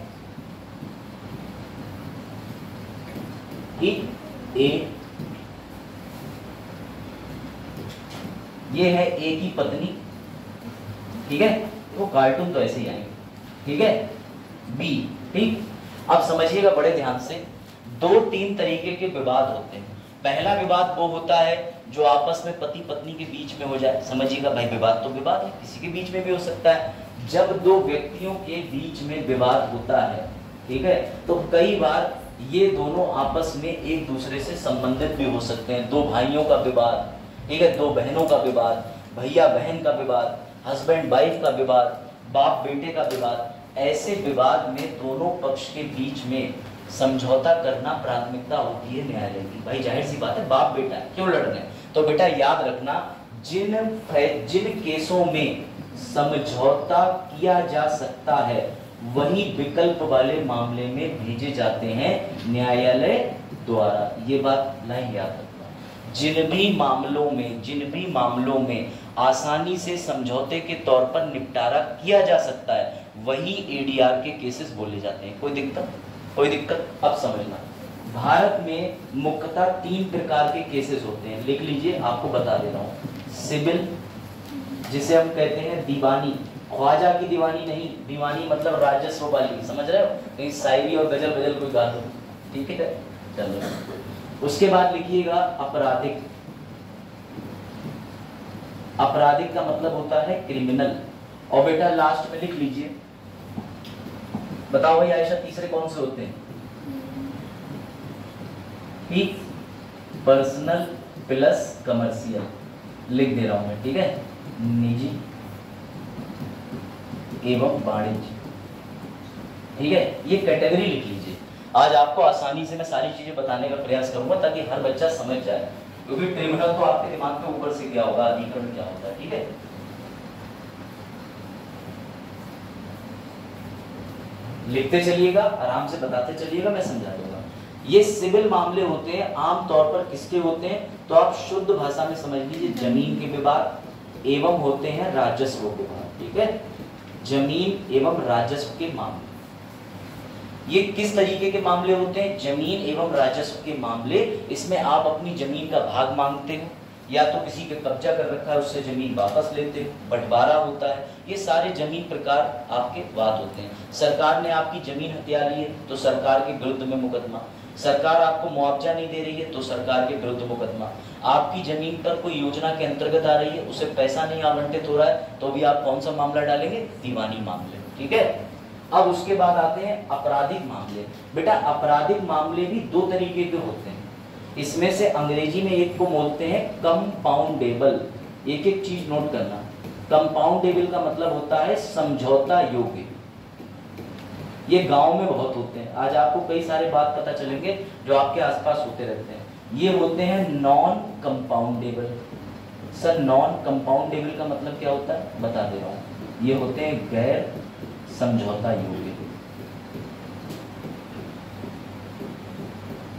ठीक। और सर निजी वाले कौन से होते हैं? तो निजी का मतलब ये होता है जैसे पारिवारिक विवाद, ठीक है। दो लोगों का व्यवसाय को लेके विवाद, व्यवसाय, किसी व्यवसाय को लेके, दो लोगों के बीच में संविदा को लेके विवाद। संविदा को मतलब होता है समझौता या कॉन्ट्रैक्ट। ये चार्ट बना लो, लॉ वाले तो जरूर बना लें ये चार्ट, क्योंकि लॉ के केसेस का बाइफरकेशन आपको नहीं मिलेगा अलग अलग जगह, ठीक है। ये बना लीजिए सर। सबसे पहले दिख रहा है इसमें पीछे चार्ट बनाया, गुड। सबसे पहले नंबर पे है बेटा दीवानी विवाद, जो कि जमीन और राजस्व के होते हैं, ठीक है। दूसरे नंबर पे आपराधिक मामले होते हैं, जो कि समझौता योग्य होते हैं और गैर समझौता योग्य होते हैं। तीसरे नंबर पे आते हैं पर्सनल, कौन से, पारिवारिक विवाद होते हैं, संविदा विवाद होते हैं, व्यवसायिक होते हैं, ठीक है, यानी बिजनेस रिलेटेड, फैमिली रिलेटेड। अब आप इसमें एक चीज ध्यान रखिएगा, हर हाल में इन मैटर में एडीआर चलता है, वैकल्पिक समाधान इसमें मिल जाता है, इसमें वैकल्पिक समाधान मिल जाता है, इसमें वैकल्पिक समाधान मिल जाता है, इसमें नहीं मिलता, इसमें नहीं मिलता। एमसीक्यू है जिंदा जिंदा, एमसीक्यू के फॉर्म में ये बनेगा, ऊपर लिखा होगा द फैसिलिटी ऑफ, ठीक है, वैकल्पिक विवाद समाधान, एडीआर, ठीक है, अल्टरनेट डिस्प्यूट रेजोल्यूशन। वो किन केसेस के लिए होता है सर? जमीन राजस्व का होता है, जिनमें समझौता हो जाए उनके लिए होता है, जिनमें समझौता नहीं हो सकता उनके लिए नहीं होता है, पारिवारिक के लिए होता है। ये टेबल पे ऐसे ही टिक मार देना, वरना आपको याद नहीं हो पाएगा। एडीआर का मतलब वैकल्पिक विवाद समाधान, लिखते चलो। हमने पर्सनल वाला भी सिविल में ही पढ़ा। हाँ तो आपने ठीक पढ़ा है, पर्सनल मैटर सिविल के होते हैं, लेकिन यहाँ पर एक फैमिली कोड भी पढ़ाऊंगा 1984 का। फैमिली कोड मतलब होता है पर वो ज्यादा सेशन कोड में ही है। सेशन कोड में उसकी पावर सेशन कोड के बराबर होती है, वो सेशन में इसलिए जाता है कि उसको इक्विवेलेंट स्थान मिला है। लेकिन दिक्कत क्या है, अगर हम जैसे ये पीवी वाले कोड्स में जाएंगे तो हम पारिवारिक कोड में मामला डालेंगे अगर परिवार का है, पर अगर हम यही एमसीक्यू में लगाते हैं तो वो हम सेशन कोड में ही वो इसलिए लगाते हैं क्योंकि फैमिली कोड की power are equivalent to session. अभी आप समझ जाओगे, यही तो दिक्कत है। लॉ वाले बच्चों का बेस फाउंडेशन जो है वो बेचारे खुद से कभी कभी कंफ्यूज हो जाते हैं, लेकिन कोई दिक्कत नहीं, क्रिस्टल क्लियर हो जाएगा। बच्चों इस टेबल में कोई दिक्कत हो तो बताओ मुझे, इस टेबल में कोई दिक्कत? टेबल में कोई दिक्कत? जमीन राजस्व के समझौते में एडीआर हो सकता है, फैमिली व्यवसाय संविदा में हो सकता है। सर क्रिमिनल में दो होते हैं, समझौता योग्य, समझौता योग्य कैसे समझना, जैसे तुमने पड़ोसी को मारा पीटा परंतु जान से नहीं मारा, तुमने किसी व्यक्ति को जान से मारने की धमकी दी लेकिन कोई एक्शन नहीं लिया, किसी व्यक्ति की मानहानि यानी किसी व्यक्ति की इज्जत को तार तार कर दिया, तो ऐसे मामले समझौता योग्य होते हैं। कोई दिक्कत, कोई समस्या? समझना ध्यान से, समझौता योग्य कौन से नहीं होते? ये वाले नहीं होते। अब हम शुरू करते हैं। सबसे पहला मामला देखना, वर्तमान समय की बात करें तो न्यायालय के अंदर जो मामले लंबित है बच्चों, अगर वो 4 करोड़ है, अगर एडीआर नहीं होता तो आपको पता है ये मामले कितने हो जाते?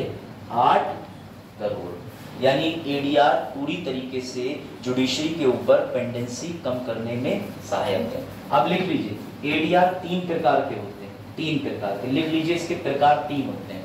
सबसे पहला होता है आर्बिट्रेशन, ठीक है, जिसे विवाचन भी कहते हैं, विवाचन, ठीक। उसके बाद होता है मीडिएशन, जिसे बोलते हैं मध्यस्थता, मध्यस्थता।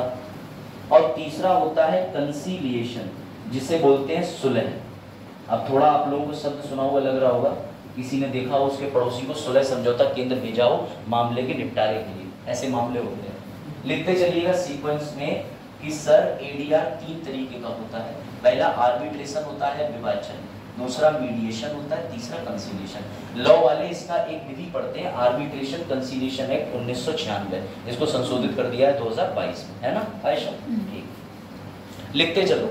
मैं बता रहा हूँ बड़े बड़े लॉ कॉलेजेस के अंदर इस टॉपिक को इतना कॉम्प्लिकेटेड समझाते हैं, लेकिन अभी अगले 20 मिनट के अंदर आप आर्बिट्रेशन, मीडिएशन, कंसीलिएशन के चैंपियन हो जाओगे, गारंटी मेरी।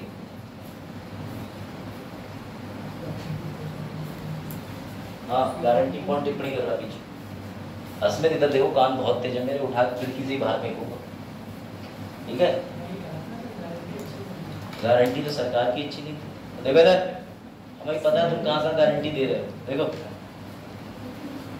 लिख लिया, आर्बिट्रेशन, मीडिएशन, कंसीलिएशन। बेटा ये आपके यूपीएससी का पार्ट है, इसलिए सिलेबस में इसलिए आज ये पढ़ाने को बोला गया है। ये आईएएस के पेपर में आता है, मैं आपको लॉ नहीं पढ़ा रहा हूँ, कंफ्यूज मत होना। लिख लिया 3 तरीके से। सर ये एडीआर का मतलब क्या है, अब समझ लेना फिर से बच्चों, फिर से एक टेबल बनाओ। सर कितनी टेबल बनाओगे, लिखो कोड और लिखो एडीआर, अब मजा तो आएगा। लिखो न्यायालय में किसकी जरूरत पड़ती है, वकील की। न्यायालय में किसकी जरूरत पड़ती है, सर बहुत सारे तकनीकी विधि होती है, विधि मतलब लॉ। सर न्यायालय में क्या होता है, मामले बहुत समय तक लंबित रहते हैं, लंबित को इंग्लिश में कहते हैं पेंडिंग रहते हैं, पेंडिंग। और कोर्ट के अंदर क्या होता है, न्यायिक क्षेत्र होता है, न्याय क्षेत्र होता है। और सबसे इंपॉर्टेंट बात होती है कि उसके लिए जज साहब भी चाहिए जो कम से कम उस फील्ड में अनुभव रखते हैं। ठीक है, ये है नॉर्मल कोर्ट्स की जिंदगी। आम कोर्ट किस तरीके से मामले का निस्तारण करते हैं, लिख लो। इसको एडीआर से कंपेयर कर देंगे, लिखते चलना, लिखते बिना लिखे काम नहीं चलेगा आज के लेक्चर में। वैसे गुड न्यूज है, आज से तुम्हें पीडीएफ देने का संकल्प ले लिया है, जो पीडीएफ क्लास के अंदर बनाता हूँ और जो पुरानी पीडीएफ है वो दे दूंगा, तुम्हारे मेरे प्रति सहानुभूति को देखते है ना। चलो बस रेगुलर हो, है ना। लेकिन सारी पीडीएफ जो है वो ग्रुप में शेयर कर दी जाएंगी, और जितने लाइक्स आएंगे, जितने ज्यादा उस पर ओपिनियन आएंगे, उतनी ज्यादा पीडीएफ शेयर होगी। ठीक है, समझ रहे हो तुम। चलो लालची बहस, ठीक है। अब बेटा ये सुनो, एडीआर में क्या होता है, वकील नहीं चाहिए, तकनीकी विधि नहीं चाहिए, लंबित बिल्कुल नहीं होना चाहिए, जज बिल्कुल नहीं चाहिए। इसीलिए ये बनाया गया ताकि 8 करोड़ केसेस में जो पेंडेंसी है या 4 करोड़ केस जो पेंडिंग है उनको त्वरित सुलझाया जाए या त्वरित निस्तारण किया जाए। समझे बात को। नॉर्मल कोर्ट ये रहे, वकील चाहिए, लॉ चाहिए, ठीक है। हर तरीके का मामला देखना पड़ता है, कौन सी न्यायालय में जाएगा, पहले डिस्ट्रिक्ट न्यायालय, फिर हाई कोर्ट, फिर सुप्रीम कोर्ट। यहाँ कोई कोर्ट नहीं, सीधी बात। ये है एडीआर की व्यवस्था। इसी में एक पहलू और आएगा, नालसा के साथ लोक अदालत, वो भी पढ़ेंगे। ये लिखा है ना मजेदार चीज कि सर इधर बस कट लगाने, इधर वाले याद रखने। कोई तो बैठता होगा इसमें, बिल्कुल बैठता होगा, लेकिन वो जज नहीं कहलाता। उसमें आपके हमारे पिताजी, हाँ, अगर संभ्रांत व्यक्ति हैं तो वो भी बैठ सकते हैं। चलो शुरू करें। अब भाई सबसे पहले मैं तुम्हें बताऊंगा विवाचन।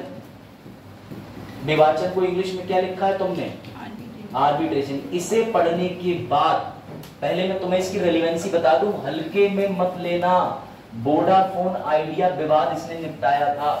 Vodafone idea. बेटा टाइम कितना लेक्चर का, तो क्या हुआ, कहाँ रह गए थे, तो घर कहाँ है आपका, कहाँ, कनाकोट। ये कितनी दूर पड़ता है ऐसे, रोडवेज से आते हो, चलो जल्दी निकल लिया करो आप। चलो कोई बात नहीं बेटा, आपका लेक्चर समझिए आधा तो छूट ही गया, आधे से ज्यादा। चलो बैठ जाओ, कोई बात नहीं। आज बच्चे बहुत डांट खाए इस बात पे, है ना। वो इसलिए कि मैं सुबह उठ जाता हूँ जल्दी, करूँ क्या खाली, तुम भी उठा करो। चलो ठीक है बेटा, बोडा आइडिया का केस भी आर्बिट्रेशन है। अब समझना, ध्यान से सुनना, अब ध्यान से सुनना। ये जो मीडिएशन है, आर्बिट्रेशन है, इसको तो मैं करके समझाता हूँ। ठीक, ये रहे राजा राम एक नाम के व्यक्ति, ठीक है, और ये रहे भैया दूसरे इनके व्यावसायिक दोस्त अश्मित। ठीक, दोनों ने क्या करा, दोनों व्यापारी हैं, व्यापारी दोनों व्यापारी ने मिलकर एक समझौता कर लिया। वो समझौता ये कर लिया कि देख, मैं और तू आज से हम दोनों एक बिजनेस में पार्टनर है। आपने सुना होगा पार्टनरशिप के एग्रीमेंट होते हैं, सुना है। दो लोग आपस में एक नया बिजनेस शुरू करते हैं तो समझौता करते हैं, बेसिक समझना। इन दोनों लोगों ने समझौता कर लिया। राम रतन नाम है ना, हाँ राम रतन है यार, राजा राम की राम रतन, ठीक, राम रतन, स्पेलिंग ना गलत। राम रतन और अश्मित ने आपस में समझौता कर लिया। समझना, पहली चीज समझा रहा हूँ, आर्बिट्रेशन ऐसा समझना। पूरी किताब पढ़ने के बाद लॉ के बच्चे नहीं समझते, 5 मिनट में समझ जाओगे। आर्बिट्रेशन का मतलब क्या है, राम रतन अश्मित ने व्यापार करने के लिए, किसका व्यापार, चूड़ियों का व्यापार, क्योंकि कृष्णपाल का तो बढ़िया काम चल रहा था। तो कृष्णपाल का काम देखने के बाद दोनों बोले अब काम तो चूड़ियों का ही चलेगा। भाभी जी आएंगी, इधर से चूड़ी पहनाएंगे, उधर से पैसा निकालेंगे। तो समझ रहे, बढ़िया पॉलिसी। हुआ ये कि इन दोनों लोगों ने एग्रीमेंट करा, लेकिन समझौता जब होता है तो जरूरी नहीं कि व्यक्ति ने जो उम्मीद से व्यापार शुरू करा हो वैसा ही हो जाए, भाइयों भाइयों में लड़ाई हो जाती है। तो ये दोनों तो सिर्फ क्लास के स्टूडेंट ही ठहरे, वो भी व्यवसाय का उद्देश्य था कृष्णपाल की दुकान को पट्ट करना, यही तो उद्देश्य था इनका। हुआ ये कि इन लोगों ने इस बात की चिंता, क्योंकि ये वकील से पढ़े हुए पॉलिटी, तो दोनों लोगों ने एग्रीमेंट जब बनाया था, जब संविदा बनाई थी, उसमें ऑलरेडी ये पॉइंट लिख दिया कि अगर भविष्य में चल के हमारे बीच में कोई वाद होता है, कोई लड़ाई होती है, तो हम लोग पीलीभीत जिला न्यायालय में जाएंगे, पहला ग्राउंड। दूसरा, अगर हम लोगों के बीच में व्यवसाय को लेकर कोई वाद होता है तो हम लोग जाएंगे आर्बिट्रेशन। किस पे जाएंगे? अब तुम कहोगे आर्बिट्रेशन जाने की बात हो रही है क्या? तो सुनो मजेदार चीज, इसे कहते हैं खुद का वकील, खुद की अदालत, खुद का फैसला। यही इसके लिए लाइन है, खुद की वकील, खुद का वकालत, खुद का फैसला। कैसे? अब ध्यान से समझना। आर्बिट्रेशन के लिए इन्होंने ग्राउंड डाल दिया संविदा में। अब एक दिन राम रतन अस्मित लड़ गए, बोले जब भी कोई यूनिवर्सिटी की लड़की आती है तभी तो दुकान पे दिखाई देता है, जब कोई बुजुर्ग महिला आती तो कहता है मैं अभी आ रहा हूँ 5 मिनट में। ऐसे व्यवसाय नहीं चलता है, बहुत मक्कार आदमी है। तो भाई अश्मित ने कहा कि कोई बात नहीं, आज से मैं बिजनेस पे ध्यान दूंगा, लेकिन कहानी चली नहीं। तो दोनों के बीच में इकरारनामा टूटने की नौबत आ गई। अब इनके बीच अगर ये व्यवसाय खत्म करेंगे न्यायालय में ले जाके, तो क्या लगेगा? वकील, पैसा, समय, पता नहीं कितना समय लग जाए। दोनों चालाक थे। दोनों लोगों ने क्या करा, मेरे पास फोन करा अभिषेक सर के पास, बोले सर मैं हूं राम रतन, ये हूं अश्मित, सर हम दोनों का ना विवाद हो गया है, विवाद। तो मैंने कहा किस चीज को लेके? बोले सर हमारा एक समझौता है, चूड़ी सेंटर का व्यवसाय चलाते थे और कृपया करके आप निस्तारण कर दो। मैं ना जज हूं, ना मैंने LLB करा, कुछ नहीं करा, लेकिन बस फर्क इतना है कि इन दोनों का फैसला सुनाने के लिए इन्हें एक व्यक्ति चाहिए मिनिमम। ये मेरे पास अप्रोच करते हैं। मैंने कहा भाई सुना दूंगा, फैसला सुना दूंगा। बोले आपकी जो भी फीस है आप ले लीजिएगा, लेकिन आप आके बैठ के हम दोनों का फैसला सुना दीजिए, ध्यान से सुनना। मैं तैयार हो गया। फिर इन्होंने कहा कि कब आएंगे? तो मैंने कहा संडे को। ये फिर से तैयार हो गए। क्या नॉर्मल कोर्ट में संडे को सुनवाई हो सकती है? नहीं। अब सुनना अगली बात। संडे को मैं बैठा, अश्मित बैठा, भैया हमारे राम रतन बैठे, तीनों के बीच में अनऑफिशियल बात हुई। मैं आराम से शॉर्ट्स में चला गया, अस्मित आए थे टी शर्ट पहने हुए, राम रतन आए थे पता नहीं कौन से जमाने का एक ट्रैक सूट पहन के, समझ गए? यानी यहाँ पर कोई ऑफिशियल ड्रेस भी नहीं होती, समझना, न्यायालय की ड्रेस भी होती है। आराम से हम लोग 1 घंटा बैठे। 1 घंटा बैठने के बाद कॉफी पी और उसके बाद मैंने कह दिया ये रहा तुम्हारा अवार्ड। क्या रहा? अवार्ड। बेटा इसी प्रक्रिया को कहते हैं आर्बिट्रेशन। समझना, इसमें दो व्यापारी किसी तीसरे अपने पसंद के व्यक्ति को चुन के उसे कहीं भी बुला के किसी भी तरीके से पेश होकर के अपने सारे साक्ष्य रख देते हैं, और जो ये व्यक्ति फैसला सुनाता है इस फैसले को नोटराइज कर लिया जाता है, एग्रीमेंट बना लिया जाता है। इसी को कहते हैं आर्बिट्रेशन। ये बड़े राजी ना हो उस फैसले से, अगर इन दोनों में से कोई एक राजी ना हो फैसले से, तो भैया सीधी सीधी बात है, तुमने मुझे क्यों बुलाया, मैं वापस जा रहा हूँ, चले जाओ हाई कोर्ट, चले जाओ सुप्रीम कोर्ट, फिर वहां जाकर के 1 लाख रुपया और 1 साल का इंतजार करो। ये आर्बिट्रेशन बनाए इसीलिए जाता है कि हम नॉन ऑफिशियल तरीके से बात निपटा सके। याद रखना एक और कंडीशन है, अगर तुमने आर्बिट्रेशन एक बार कर लिया तो तुम निचली अदालत में नहीं जा सकते, जाओगे तुम ऊंची अदालत में मामला चैलेंज करने। ये टाइम बचाने की प्रक्रिया होती है। पूर्ण रूप से व्यापारी आर्बिट्रेशन करते हैं। बात आई समझ बेटा? बात आई समझ? लो है लेकिन थोड़ा बहुत, मैं फिर रिपीट कर दे रहा हूँ 30 सेकंड में, मेरी बात समझना। आमतौर पर अगर कोई मामला होता है तो न्यायालय में वकील चाहिए, विधि चाहिए, ड्रेस चाहिए, टाइम चाहिए, समन चाहिए, वारंट चाहिए होता है। यहाँ कुछ नहीं चाहिए। यहाँ ये मान के चलो ये कृष्णपाल है, ठीक, ये शिवांशी हो गई, ये अस्मित हो गए। इन दोनों के बीच में किसी बात को लेकर विवाद हुआ, दोनों एग्रीमेंट कर रखा था व्यवसाय में। कृष्णपाल को ये क्या बना लेंगे? आर्बिट्रेटर। क्या बना लेंगे? आर्बिट्रेटर। कृष्णपाल जो भी फैसला देंगे इसे जजमेंट नहीं बोला जाएगा, डिक्री नहीं बोला जाएगा, बस नाम याद कर लेना, इसे क्या बोला जाएगा? अवार्ड। और ये अवार्ड वैसे ही पूर्ण रूप से बाध्यकारी होता है जैसे कोई कोर्ट का जजमेंट बाध्यकारी होता है। ये देखो, ठीक, ये बात आई समझ में? हो सकता है ये दोनों एक आदमी से फैसला ना चाह रहे हो, तो ये 3, 5, 7, 8, 11 ऐसे नंबर के भी और ज्यादा आर्बिट्रेटर रख सकते हैं, यानी जो इनके बीच में विभाजन कराएगा। क्यों? क्योंकि जब तक कि नंबर ऑड नहीं होगा, 3 में नहीं होगा, 5 में नहीं होगा, वैसे ही फैसला नहीं आ पाएगा। मान लो 2 ले लिए, दोनों ही हाँ कह रहे हैं, या एक हाँ कह रहा है एक ना कह रहा है, तो कैसे फैसला आ जाएगा? तो इसलिए या तो एक संख्या होगी या इनकी संख्या हमेशा ऑड होगी। बात आई समझ में या नहीं? ये आर्बिट्रेशन है। सर ये हमें क्यों पढ़ाना चाह रहा है, IAS में हमें क्यों पढ़ा रहे हैं? क्योंकि जब तुम DM बनोगे तो कंपनी के लोग तुम्हारे पास अपना अवार्ड का ऑर्डर लेके आएंगे और तुम्हें दिखाएंगे ये पकड़ो अवार्ड और मेरा इस वाले व्यापारी से कब्जा हटवाओ, तो तुम कहोगे मुझे तो पता ही नहीं क्या होता है। इसलिए DM को ही पढ़ाया जाता है। DM दूसरे व्यक्ति के अधिकार दिलाने का भी काम करता है। बात आई समझ में? बताओ किसे नहीं आया तो मैं दोबारा समझा दूं, कोई इशू नहीं है, ये लॉ के पॉइंट है। रेज योर हैंड, मुझे तो और मजा आएगा दोबारा समझाने में। बताओ जिसे नहीं समझ आया मैं दोबारा समझा दूं दूसरे एग्जांपल के साथ। बताओ। हाँ, ADR इस पूरे प्रोसेस को कहते हैं, उसका मतलब है अल्टरनेट डिस्प्यूट, यानी कि वैकल्पिक विवाद समाधान। कोई और विकल्प ढूंढ लो, उसे ADR बोलते हैं। नहीं, इसके अंदर इंस्टीट्यूशन काम करते हैं। इंस्टीट्यूशन ये है, पहला ये है, दूसरा ये, तीसरा ये, चौथा ये है। समझ गए? जैसे कोर्ट है तो आप कहो कोर्ट क्या है, तो सर कोर्ट का सीधा मतलब होता है कि एक बिल्डिंग है, उसके अंदर अलग अलग ढांचे हैं, उनमें जाकर के वाद निपटाते हैं। ऐसे ये भी एक प्रॉपर प्रोसेस है। होती है बिल्डिंग, होती है, बता रहा हूं मैं, लेकिन इसके अंदर आर्बिट्रेशन में बिल्डिंग नहीं होती। बताऊंगा, अब समझ लेना।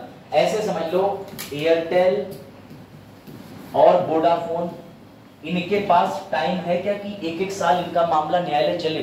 तो सर कंपनी के टैरिफ बढ़ रहे हैं, कंपनी की पॉलिसी है लोगों को डेली इंटरनेट बांटना, अगर ये एक साल बैठेंगे तो हो गया काम। तो बेटा इन लोगों ने आपस में समझौता कर रखा है, इस समझौते को बोलते हैं, ध्यान देना, आर्बिट्रेशन एग्रीमेंट। यानी जब भी हमारे बीच में कोई विवाद होगा हम कहां जाएंगे? आर्बिट्रेशन के लिए। तो ये किसके पास चले जाते हैं? आर्बिट्रेटर के पास, जिसे ये भी चुनता है ये भी चुनता है, सहमति से चुनते हैं कि चलो फला व्यक्ति के पास चले जा रहे हैं। ये बस होता है। वो व्यक्ति कोई भी हो सकता है, आप, मैं, इस फील्ड में एक्सपर्ट, कोई रिटायर्ड जज, कोई रिटायर्ड सिविल सेवक, कोई रिटायर्ड चाचा, कोई कॉमन दोस्त, कोई भी हो सकता है। इस आर्बिट्रेटर को फीस दी जाती है। याद रखिएगा, आर्बिट्रेशन का इतना महत्व बढ़ चुका है कि बॉम्बे में इंडियन आर्बिट्रेशन बिल्डिंग बनी हुई है। इस बिल्डिंग में आपको मजा आ जाएगा, 7 स्टार बिल्डिंग है। बड़ी बड़ी कंपनियों के बाद निपटाने के लिए इन्होंने बिल्डिंग बना रखी कि आ जाओ, बोडा आइडिया, लड़ो मत, हमें पैसे दो, हमसे सोल्यूशन लेके चले जाओ। ये इस समय बिजनेस में, इस समय आर्बिट्रेशन रेवोल्यूशन चल रहा है, इंडिया में क्रांति। हर कोई चाहता है कि हमारे बात को कैसे निपटारा हो जाए, त्वरित हो जाए, उसके लिए विकल्प आ गया। तो पहला विकल्प क्या है भारतीय न्यायपालिका का? आर्बिट्रेशन। समझे बात को? आपको ये पॉइंट लिखने पड़ेंगे मेंस में कि आर्बिट्रेशन क्या होता है। बात आई समझ में? अगला, अब भी कोई दिक्कत हो तो बताओ, अब भी कोई दिक्कत हो तो बताओ, लिखो अगला पॉइंट, मीडिएशन। याद रखिएगा, इससे पूर्व में आपने जो आर्बिट्रेशन पढ़ा है, आर्बिट्रेशन वो किस तरीके के बाद पर काम करता है, तो याद रखिएगा सिविल प्लस कमर्शियल, ये भी लिख लीजिएगा। यानी किसी भी तरीके का आपराधिक मामला आप आर्बिट्रेशन नहीं ले जा सकते। हत्या, लूटपाट, दहेज प्रथा, वो कुछ भी आप आर्बिट्रेशन में नहीं ले जा सकते। पूर्णतः किस तरीके के? जमीन के बाद, जमीन पे अधिग्रहण के बाद, टैक्स के बाद, दो कंपनियों के बीच में एग्रीमेंट को लेकर विवाद के बाद। ये ध्यान रखें, ठीक है आयशा? ये चीज क्लियर हुई? आर्बिट्रेशन गुड, आपका भी लॉ है ना, अब क्लियर हो गया आर्बिट्रेशन। अब एक्ट पढ़ोगे तो आसानी रहेगी। इसीलिए आर्बिट्रेशन को प्राइवेट कोर्ट भी बोला जाता है। आज पूछो,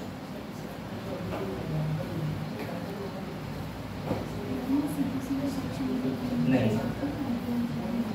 इनका सवाल ये है, अगर सरकारी कंपनी के साथ में हम हैं तो बेटा अगर आपने एग्रीमेंट के समय ये समझौते में डाल दिया और इस पर सरकारी कंपनी सहमत है तभी जा सकती है। मैंने कहा ना, ये बेस्ड ऑन एग्रीमेंट होता है, ठीक है? ये ध्यान रखना। सर आर्बिट्रेशन कब जा सकते हैं? जब आपने एक समझौता पत्र बना के उसमें लिख दिया हो कि हम किसी भी वाद में आर्बिट्रेशन के लिए जा सकते हैं। आप अपनी मर्जी से आर्बिट्रेशन चूज कर रहे हो तभी जा सकते हो, वरना नहीं जा सकते। मैंने कहा ना थोड़े टेक्निकल है भैया, ध्यान देना, ये वकीलों की चीज है। मीडिएशन, मध्यस्थता लिखो, ये सबसे ज्यादा पढ़ी जाने वाली चीज है मध्यस्थता। इसमें लिख लीजिएगा, क्या इसमें समझौते की जरूरत पड़ती है, एग्रीमेंट की जरूरत पड़ती है मध्यस्थता में? बताओ नहीं। क्या इसमें न्यायालय का हस्तक्षेप हो सकता है? हाँ। अब मैं आपको समझाता हूँ ये मध्यस्थता क्या है, समझना ध्यान से। एक दिन कृष्णपाल ने अपनी बीवी से कह दिया सब्जी में नमक ज्यादा हो गया, तो बीवी ने कृष्णपाल के ऊपर गिलास फेंक के मार दिया।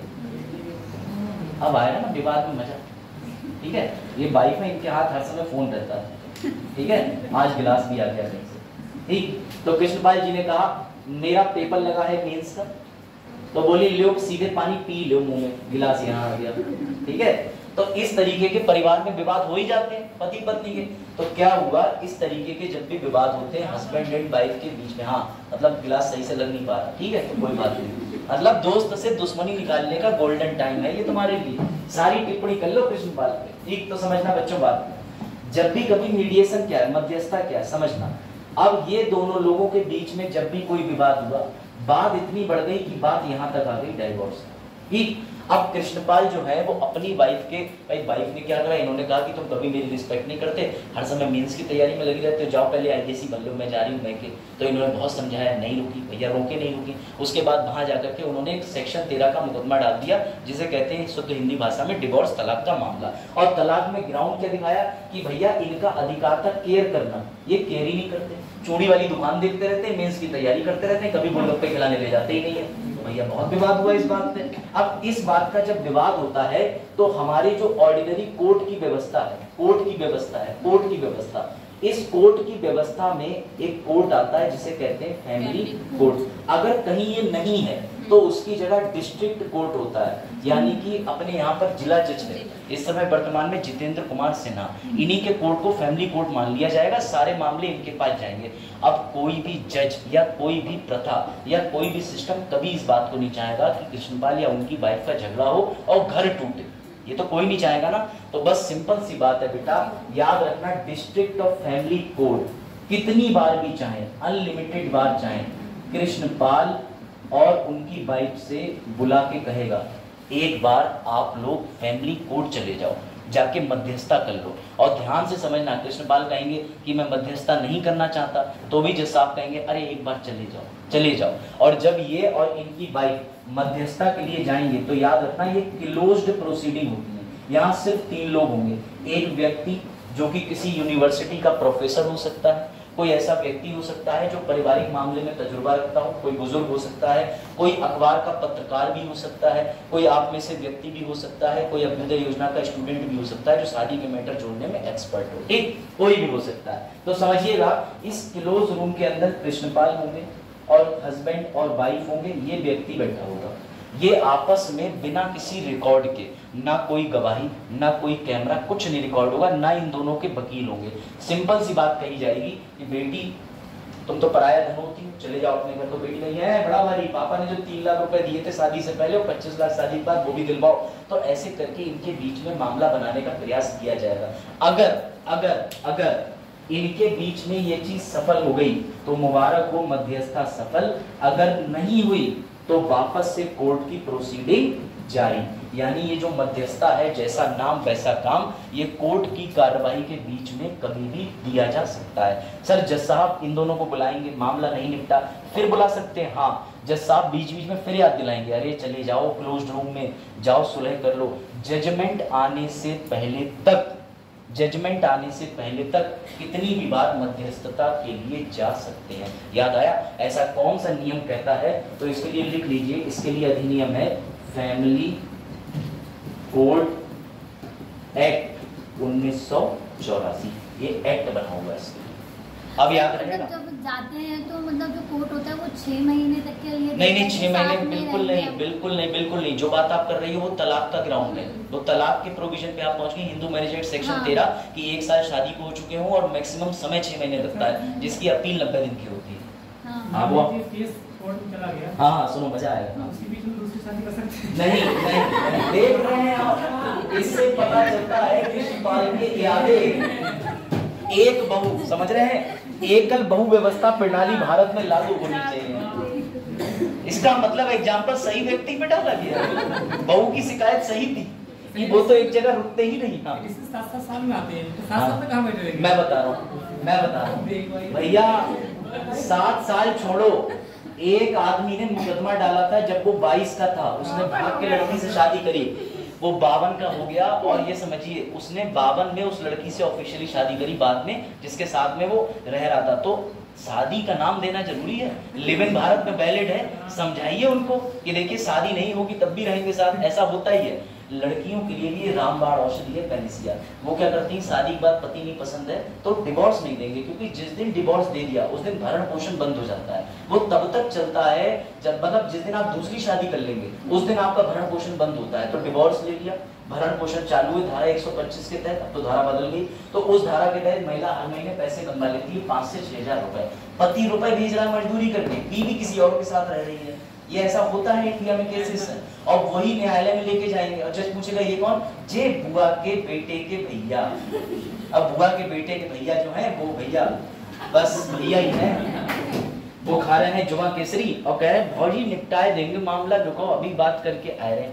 भौजी निपट गई है, आपके पास में ये राइट है, लेकिन याद रखिएगा जब तक न्यायालय से फाइनल न्यायालय से फाइनल जजमेंट ना आ जाए डिवोर्स का, और उसके बाद भी 90 दिन ना बीत जाए, अपील का टाइम पीरियड ना निकल जाए, तब तक आप दूसरी शादी नहीं कर सकते। और अगर कर ली तो बीवी इन पे मुकदमा डाल देगी तुरंत ही भैया कि ये एक रिश्ते का मामले में न्यायालय चल रहा है, देखा इस व्यक्ति को तभी तो मैं डिवोर्स देना चाह रही, ये चीज आ जाएगी।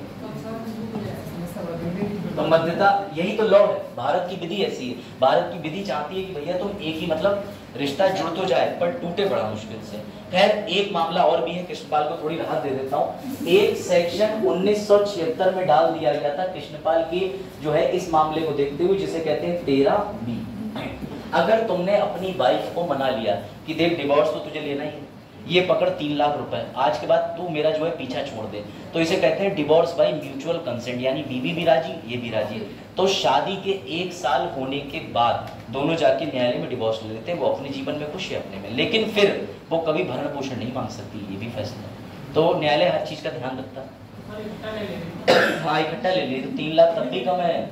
ऋतिक रोशन के केस में जरा पढ़ना कितने ले गई सुजैन, और जेफ बेजोस के केस में पढ़ना ऐसी महिला जिसने सबसे ज्यादा एलिमोनी ली। इन दोनों के घर तोड़ने की वजह से आधी हो गई संपत्ति, समझ गए। वो तो भला वो ट्रम्प का पहले ही एग्रीमेंट करा लेता है शादी से पहले, पैसा एक नहीं दूंगा।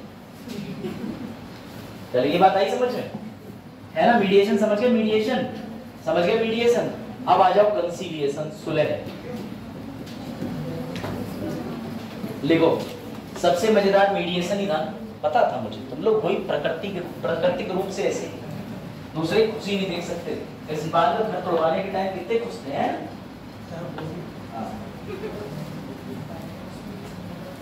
किसी लड़की को दहेज के लिए ये जो फैमिली कोर्ट के निस्तारण के मामले हैं तभी काम करते हैं जब डिवोर्स का मामला हो। कोई ऐसा मामला हो जाता है जैसे महिला पे सेक्शन 9 का मुकदमा डाल दिया जाता है, जब वो घर से बिना बताए चली जाए, क्योंकि महिलाओं को जो है वो न्याय व्यवस्था में 2 चीजें मानी जाती हैं। अगर कोई लड़की को लड़का कह दे कि तुम मेरे साथ चलोगी, और अगर वो नाबालिग है वो खुद अपनी मर्जी से चली जाए, तब भी न्यायालय प्रिज्यूम करता है कि इसकी हाँ नहीं थी, इसकी हाँ में भी हाँ नहीं थी, मासूम थी।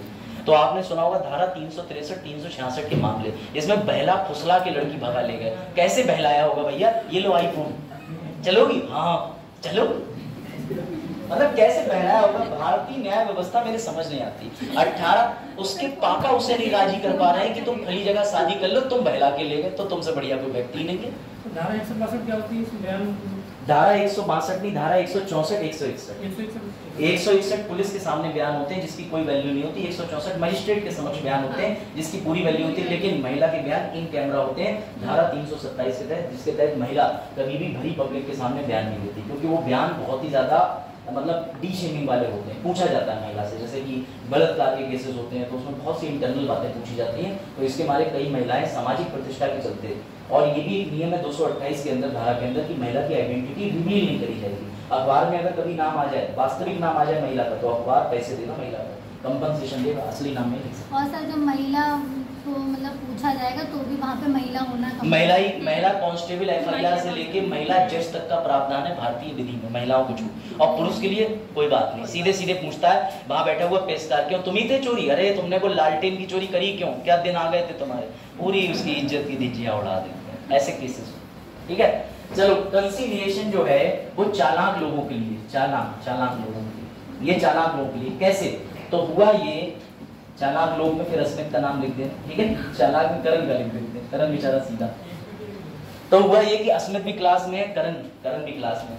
ये दोनों लोग जो है इन्होंने फिर से व्यापार करा। बोले कृष्णपाल का बिजनेस तो ठप हुआ नहीं भैया, जो है अपने राम रतन और अस्मित का चूड़ी का व्यापार ठप हो गया। अब करण और अस्मित ने नया व्यापार करा। इन लोगों ने व्यापार करा फूड एंड सप्लाई का, ठीक, फूड एंड सप्लाई का। दोनों ने कोई समझौता नहीं बनाया, कोई एग्रीमेंट नहीं, क्योंकि आर्बिट्रेशन में जाने की पहली शर्त क्या थी कि आपने एक समझौता बनाया हो, समझौते के अंदर आर्बिट्रेशन का क्लॉज, जिसे कहते हैं कानून, जोड़ रखा हो कि हम किसी भी बात की स्थिति में आर्बिट्रेशन के लिए जाएंगे। क्लियर हुआ? अब हुआ क्या, इन दोनों को महसूस हो गया कि यार हमारे बीच में कंडीशंस ठीक नहीं चल रही है, कोई विवाद हो सकता है। करण पूरनपुर से आता है, करण ज्यादातर छुट्टी मान लेता है, तो अब करण के साथ व्यापार में नहीं करूंगा, मैं ही पूरे दिन दुकान पे बैठता हूँ, करण तो छुट्टी मान लेता है। इनके बीच विवाद होने लगे।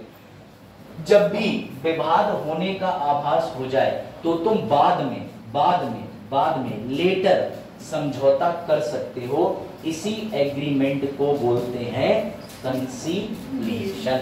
आर्बिट्रेशन में एग्रीमेंट पहले करा जाता है, कंसीलिएशन में एग्रीमेंट बाद में किया जाता है, मीडिएशन जो बीच में आता है उसमें एग्रीमेंट किया ही नहीं जाता। वो जब आपका मामला कोर्ट में पहुंचेगा तो ऑटोमेटिकली सुलह समझौता केंद्र में न्यायालय का जज खुद कहेगा जाओ वाद को निपटा लो। कोई दिक्कत कंसीलिएशन में कोई समझौता नहीं होता। अब एक चीज और समझ लेना, अगर आपके पास आर्बिट्रेशन में जाओगे यानी विवाचन में, उसके बाद मध्यस्थता में जाओगे मीडिएशन में, या फिर जाओगे तीसरे नंबर पे सुलह में, कंसीलिएशन में, तो यहाँ पर ये चीज याद रखना, यहाँ मिलता है अवॉर्ड, यहाँ मिलता है सेटलमेंट और यहाँ भी मिलता है सेटलमेंट। ये ध्यान रखना, ये चीज याद रखना। यानी कि जो निर्णय आता है कोर्ट का उसे क्या कहते हैं, जजमेंट, लेकिन आर्बिट्रेशन के निर्णय को अवॉर्ड कहते हैं, कंसीलिएशन के निर्णय को सेटलमेंट कहते हैं, मीडिएशन के निर्णय को सेटलमेंट कहते हैं। इनका नाम ही बता रहा है कि भैया सेटल हो गया आपस में बात, ठीक। और चीजें भी पहले बता दे रहा हूं, पूर्व समझौता या एग्रीमेंट चाहिए, हाँ। मीडिएशन में ना, इसमें ना और हाँ। कैसे?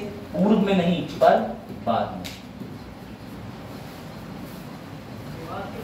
बाद विवाद होने की स्थिति में, विवाद होने के बाद नहीं, विवाद लग रहा है कि हो सकता है, ठीक है। ये तीनों जो है इसको समझ के आम जिंदगी में आप देखिएगा। इसके बाद लोक अदालत भी आपको बताता हूँ। लोक अदालत भी बड़ा इंटरेस्टिंग है और लोक अदालत बहुत से बच्चों को नहीं पता होता कि तालुका स्तर पे भी होती है, जिला स्तर पे भी होती है, राष्ट्रीय स्तर पे भी होती है, अंतर्राष्ट्रीय स्तर पे भी होती है, ठीक है। आर्बिट्रेशन के अंदर याद रखिएगा एक और चीज, कि आर्बिट्रेशन के अंदर जो जजमेंट सुनाता है उस व्यक्ति को क्या कहते हैं, आर्बिट्रेटर। क्या कहते हैं? आर्बिट्रेटर। विवेचक भी कह सकते हो, विवाचन करने वाला विवाचक कह सकते हो, ठीक। उसके अलावा मीडिएशन में कौन कराता है, तो मीडिएशन में it could be any person, ठीक। कंसीलिएशन कौन कराता है, तो बेटा कंसीलिएशन के अंदर भी कोई भी व्यक्ति हो सकता है, एनी पर्सन। ये ध्यान रखना। इसको नाम आर्बिट्रेटर दे दिया है, परंतु ये भी कोई भी व्यक्ति हो सकता है जिसको आप उठा के ले आओ कि हमारे जजमेंट का हम दो लोगों के बीच में जो है मामले का निस्तारण कर दो। हाँ अरे पूछो ना, मैं पूछूं? अच्छा मैं क्वेश्चन पूछूं? क्वेश्चन क्या है, मैं सिचुएशन बनाना। ये क्लियर हुआ? थोड़ा बहुत हुआ बेटा। इसी को कहते हैं मध्यस्थता। ज्यादातर याद रखना, इसके बाद कोर्ट जा सकते हो नहीं, इसके बाद कोर्ट जा सकते हो हाँ, इसके बाद कोर्ट जा सकते हो नहीं, सीधी सीधी बात। तो फिर सर कोर्ट ही नहीं जा सकते, तो ये तो बड़ा खतरनाक रास्ता है। तो तुमने खुद चुना, तुम ही जा रहे थे coffee cafe day, Bajrang dhaba पे अपने बात का निस्तारण करने। जज ने तो कहा नहीं था, तुम्हें ज्यादा खुशी है तो जाओ। इधर जज साहब भेज रहे हैं तुमको सुलह समझौता केंद्र में, जाओ लड़ो, बहू से जाके बात करो, या बहू जिससे बात कर रही है उससे बात करके बात करो, है ना बेटा। कई बार ऐसा होता है, मैं सच बता रहा हूँ, रिश्तेदारी में हिसाब से भेजना जब तुम्हारा शादी ब्याह हो जाए, वरना उसके बाद रिश्तेदारी रह जाएगी, बस बहू नहीं रह जाएगी। ऐसे ऐसे मामले देखे मैंने कोर्ट कचहरी के, जिसमें वो एक रात के लिए मामा के घर गई थी, निकल गई ससुर के साथ। सही बता रहा हूँ मैं, ऐसे मामले हैं। और इंडिया में तो न्यूज़पेपर पढ़ा करो, सास ससुर दामाद की और बेटी की शादी कराने तो बैठे खुद खुद, मतलब क्या बात, समधन को ले उड़े समधी है, पता नहीं जन्मों से था इंतजार, मिल नहीं पार्टनर, समझ गए? हाँ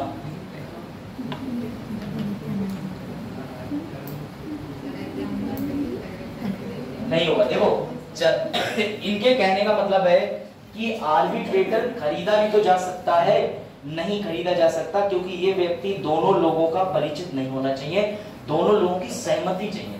कि जैसे मैं गया, मुझे लगा यार ये बंदा ठीक है, तो मैं दूसरी पार्टी को भी बताऊंगा देख हम दोनों का बात ये निपटा रहा है, तो दोनों लोग सहमत हो जाएंगे। और उसके बाद में एक ऑप्शन और है, अगर ये बंदे के तुम जजमेंट से सहमत नहीं हो तो तुम दोबारा से आर्बिट्रेशन के लिए बैठा लो, अब की बार 20 लोग बैठा लो, 21 लोग बैठा लो, और ज्यादा बैठा लो, फिर आर्बिट्रेशन के लिए ले जाओ, फिर ले जाओ, फिर ले जाओ, निष्पक्ष रहना चाहिए। ठीक, और इसमें तो आपको पता ही है कि कोर्ट किसी भी व्यक्ति को बैठाता है, क्लोज रूम होता है, कितनी भी बार भेज सकता है जजमेंट आने से पहले। सेटलमेंट के अंदर बात ही खत्म, आप सेम चीज कर रहे हो जब आपका विवाद होने की परिस्थिति बन रही हो। अब आते हैं सबसे क्रूशियल टॉपिक पे, नाम लिखो। पहले इसका एक एग्जांपल ले लेते हैं। अश्वित ने कहा एग्जांपल बताइए सर। अश्वित इसका एक एग्जांपल लेते हैं, बढ़िया बताओ, ठीक है? बताओ जरा, ठीक, इसको कहाँ भेजोगे? भैया भाभी विवाद, बताओ अश्वित कहाँ भेजोगे? आर्बिट्रेशन, मीडिएशन, कंसीलिएशन, कहाँ भेजोगे? फैमिली कोर्ट में जाएगा, तो इसका मतलब मध्यस्थता में जाएगा, ठीक है? अब सुनना, दो व्यापारी के बीच में विवाद जिसमें पूर्व में समझौता हो चुका है, आर्बिट्रेशन को लेके कहाँ भेजोगे? अब यही चीज अगर पूर्व में नहीं है, बाद में है, तो कंसीलिएशन। इससे ज्यादा कोई इनमें डिफरेंस ही नहीं, इससे ज्यादा ऊपर लेवल के क्वेश्चन आते ही नहीं है इसमें, इससे ज्यादा यूपीएससी को इंटरेस्ट ही नहीं है तुम्हें जज बनाने में, इससे ज्यादा तो यूपीएससी को इंटरेस्ट है इसमें, लोक अदालत। ये और पढ़ लो, लोक अदालत और देख लो बेटा, लोक अदालत के आगे तुरंत लिख लो, लोक अदालत के निर्णय आने के बाद इससे ऊपर के न्यायालय में ना तो अपील हो सकती है, ना ही जा सकते हो। लोक अदालत is the final court, final court. लोक अदालत के आगे लिख लो फाइनल कोर्ट। इसमें किस तरीके के बात जाते हैं तो याद रखना, इसमें खतरनाक विवाद जाते हैं, इसमें क्रिमिनल भी जाते हैं, सिविल भी जाते हैं, लेकिन क्रिमिनल ऐसे जाते हैं जो कौन से हो? समझौता योग्य, समझौता योग्य, ये ध्यान रखना, लिखो। क्योंकि ये टॉपिक टोटली जुडिशरी का है और लक्ष्मीकांत ने इस बार जुडिशरी के 8-9 चैप्टर बढ़ा दिए हैं, तो जाहिर सी बात है वो काम डालेगा। वैसे भी जुडिशरी का वेटेज पेपर में बढ़ रहा है, क्योंकि उन्हें तो हर प्रकार का व्यक्ति चाहिए, और उन्हें भी पता है तो भारत में विधि बची, कुछ तो बचा नहीं, कानून का शासन है, रूल ऑफ लॉ, तो रूल ही ना पता हो व्यक्ति को। और वैसे भी ये सामान्य चीजें हैं, आपको खुद भी पता होना चाहिए। इसमें कोई धारा तो बताई नहीं मैंने, इसमें प्रोसीजर ही बताया आपको। ये प्रोसीजर को व्यक्ति को, अगर वो ब्लॉक में रह रहा है, तालुका में रह रहा है, थोड़ा भी अवेयर है, अखबार पढ़ रहा है, तो वो सब जानता होगा। तुम लोग पढ़ाई ध्यान दो, इसमें जाना तुम उधर, अच्छा तो पानी, हाँ ठीक, कोई बात नहीं, है ना? तुम इधर देखो, इधर समझौता योग्य मामला बनेगा तुम्हारा। रजिस्ट्रेशन ऐसे होगा कि पहले इस क्लास से एक पत्र लिखोगे कि कुछ ऐसे अनुभव मुझे प्राप्त हुए ईश्वरीय शक्ति द्वारा कि मुझे महसूस हुआ इस कमरे में मेरी मंजिल नहीं है, मेरा हृदय परिवर्तन हो गया, और उसके बाद मैं दूसरे कक्ष में चला गया, जहाँ जाके मुझे महसूस हुआ कि आज मेरे बतासे के ठेले के पीछे, इस सफलता के पीछे बहुत बड़ा हाथ एसएससी का है। ये बनेगी ऑटोबायोग्राफी इनकी। इधर पढ़ो, इधर यूपीएससी, उधर जाके बतासे टू ठेला तक, लवासना की जगह तुम चले जाओगे, लाल बहादुर शास्त्री चौक दिल्ली फेमस है बतासे के लिए। देखो इधर हो गया, और जितने एसएससी के आ रहे हैं इतने प्यासे हैं, सब पहले पानी ही पी ले रहे हैं, है ना? पहले खाली कर देंगे, घर से चले पानी तो यही पियेंगे। चलो, इससे पता चलता है हमारे यूपीएससी वाले बच्चे बेचारे बिल्कुल पानी नहीं पीते। ठीक, तो लोक अदालत का मामला सुनो, लोक अदालत सुनो।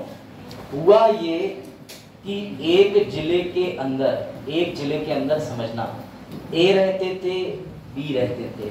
ए ने एक दिन सी को बता दिया, सी ये जो बी है ना, बी इसे गुप्त रोग है। ऐसे मामले ही आते हैं, मैं बता रहा हूँ प्रैक्टिकल। ए जो है, ए बी के पड़ोसी हैं, दोनों पीलीभीत में रहते हैं। एक दिन इन्हें सी को बताया कि कुछ बच्चे जो निकल के जा रहे हैं, इनमें से कुछ बच्चों को, ठीक है, आ जाओ जाओ।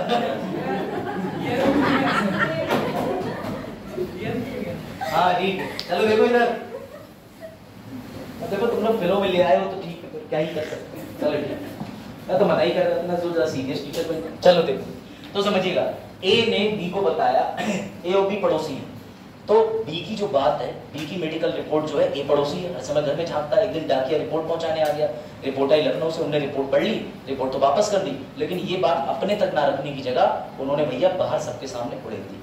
अब उन्होंने सी, जो कि एक अनजान व्यक्ति है, इसको क्या बता दिया, गोत्रो। अब सी जो है उसने डी ई एफ जी सबसे कहा किसी को बताना मत, और किसी को ना बताते बताते पूरा मोहल्ला जान गया कि भैया बी जो है वो पीड़ित है कुछ सीक्रेट सर्विसेज से। हुआ ये, जब बी को ये बात पता चली तो बी ए के खिलाफ मानहानि का मामला ले गया। मानहानि का मामला जब ले गया कोर्ट के अंदर, तो ये मामला जो है मानहानि का इन दोनों के बीच चल रहा है पिछले 12 साल से। अब 12 साल के अंदर एक क्लेम कर रहा है कि तुमने मेरी प्रतिष्ठा धूमिल कर दी, इसके एवज में मुझे 20 लाख रुपए दो। अब एक कह रहा मेरे पास पैसे ही नहीं। इन दोनों का मामला 20 साल से चल रहा है। तो बेटा एक दिन इन दोनों को अकल आ जाती है। एक कहता है चल यार ठीक है, मैंने कहीं ना कहीं जाने अनजाने में तेरी इमेज तो धूमिल करी नहीं, तेरा दिल भी दुखाया, चल तू एक काम कर, 20 लाख रुपए ना सही, मैं तुझे 5 लाख रुपए दे रहा हूं, तू ये केस वापस ले ले, क्योंकि मुझे विदेश जाना है किसी काम से। तो बेटा याद रखना, तब ये दोनों किस चीज का रास्ता अपनाएंगे, लोक अदालत का। ये दोनों लोग वहां मौजूद होंगे, अपने वाद को लेके जाएंगे। यहाँ पे कोई भी हो सकता है, जजेस भी हो सकते हैं लोक अदालत में, एग्जीक्यूटिव मजिस्ट्रेट भी हो सकते हैं, डीएम भी हो सकते हैं, इसमें वकील का इन्वॉल्वमेंट भी हो सकता है। इसमें वकील की वैसे जरूरत नहीं पड़ती, वकील यहाँ पर लोगों को बेवकूफ बना के एप्लीकेशन लिखने के पैसे ले लेते हैं कि लाओ हम पेश कर देंगे। यहाँ पे तो सीधे पार्टी को सुना जाता है लोक अदालत में, जनता से जुड़ने का सीधा माध्यम है। तो बेटा यहाँ जाकर के एओबी दोनों अपना वाद रखेंगे। वो तो जो व्यक्ति बैठा हुआ है लोक अदालत में, जज या जो भी व्यक्ति, वो कहेगा कि तुम कितने रुपए देने के इच्छुक हो, कहेगा 5 लाख। वो कहेगा देखो 5 लाख मिल रहे हैं, ले लो, लेकिन साइन करो। इसके बाद तुम ये मामला लेके हाई कोर्ट, सुप्रीम कोर्ट, अन्य न्यायालय नहीं जाओगे कि यहाँ से 5 लाख उठा लिए और 10 दिन बाद चले गए हाई कोर्ट, वहां से भी पैसे मांग रहे हैं। तो याद रखना, इसी बात को कहते हैं लोक अदालत। ये इंट्रोडक्शन शुरू आया, अभी और डीप चलते हैं। कोई दिक्कत, कोई समस्या? अब देखना, अब ऐसे सर कौन से मामले, बत्ती चोरी, इलेक्ट्रिसिटी चोरी, ये न्यायालय में चल रहे हैं। 10 साल हो गए, 12 साल हो गए, और जो व्यक्ति है बत्ती वाले, उसके घर का कनेक्शन काट के चले गए। अब कनेक्शन तभी लगेगा जब वो बकाया राशि पुरानी दे दे या चालान जमा कर दे।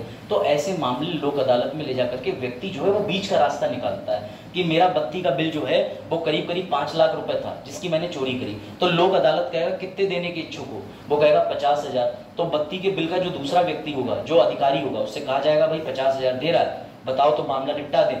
तो अगर दोनों के बीच में समझौता हो गया, फिर ये बात किसी न्यायालय में नहीं जाएगा। इसी को कहते हैं लोक अदालत। ना वकील होता है, ना अपील होती है, केवल दलील होती है, रॉलेट एक्ट की तरह। वहां तो दलील भी नहीं होती थी। कोई दिक्कत नहीं, आपके पास समझौता नहीं होता, आप दोनों साइन करके वापस आ जाओ। आप इस समझौते पे नहीं जाते, आप चले जाओ वापस से हाई कोर्ट, सुप्रीम कोर्ट, जहां जाना, सीधा ऑप्शन है। तो ये न्यायिक व्यवस्था क्या है, ये बाईपास है। इसको ऐसे याद रखो, ये बाईपास है।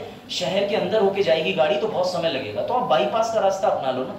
क्या किसने कहा आप लोक अदालत में ले जाओ। अब जैसे एक और बात देख लो, एक बच्चे ने एग्जाम में नकल करी, एग्जाम में नकल करके उसे प्रिंसिपल ने पकड़ लिया, लेकिन प्रिंसिपल के पास भी साक्ष्य नहीं है, इसके पास भी नहीं है, दोनों का मामला चल रहा है 10 साल से, लोक अदालत चले जाओ। ऐसे हर वो मामले जो निपटाने योग्य हैं। इसमें कौन से मामले नहीं ले जा सकते, रेप पीड़ित, हत्या के मामले कि वो सर थोड़ा सा चाकू घुसेड़ा था हमने, वो मर गए, अब सर उनकी लाश हिला के देख रहे हैं तो वो सांस ले रहे हैं लेकिन मरे हुए ही प्रतीत हो रहे हैं, तो सर एक काम करो, सिर्फ 1 साल की सजा कर दो। न्यायालय कहेगा भाग यहाँ से। ऐसे मामलों में कभी भी लोक अदालत नहीं होती।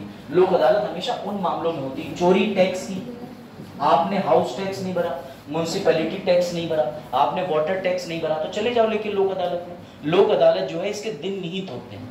आपके शहर में किस किस दिन लोक अदालत लगेगी। अब लोक अदालत की मजे की बात सुनो, लोक अदालत इतनी पॉपुलर हो चुकी है बेटा कि अब ये विभाग के अनुसार लगती है। तहसील अपनी लगाने लगी लोक अदालत, वो तहसील में लगती है, उसमें तहसील के जितने मामले आ जाओ लेकर के, जो मामले निपटाने योग्य होते हैं उसमें तहसील के अंदर लोक अदालत में निपटा देते हैं।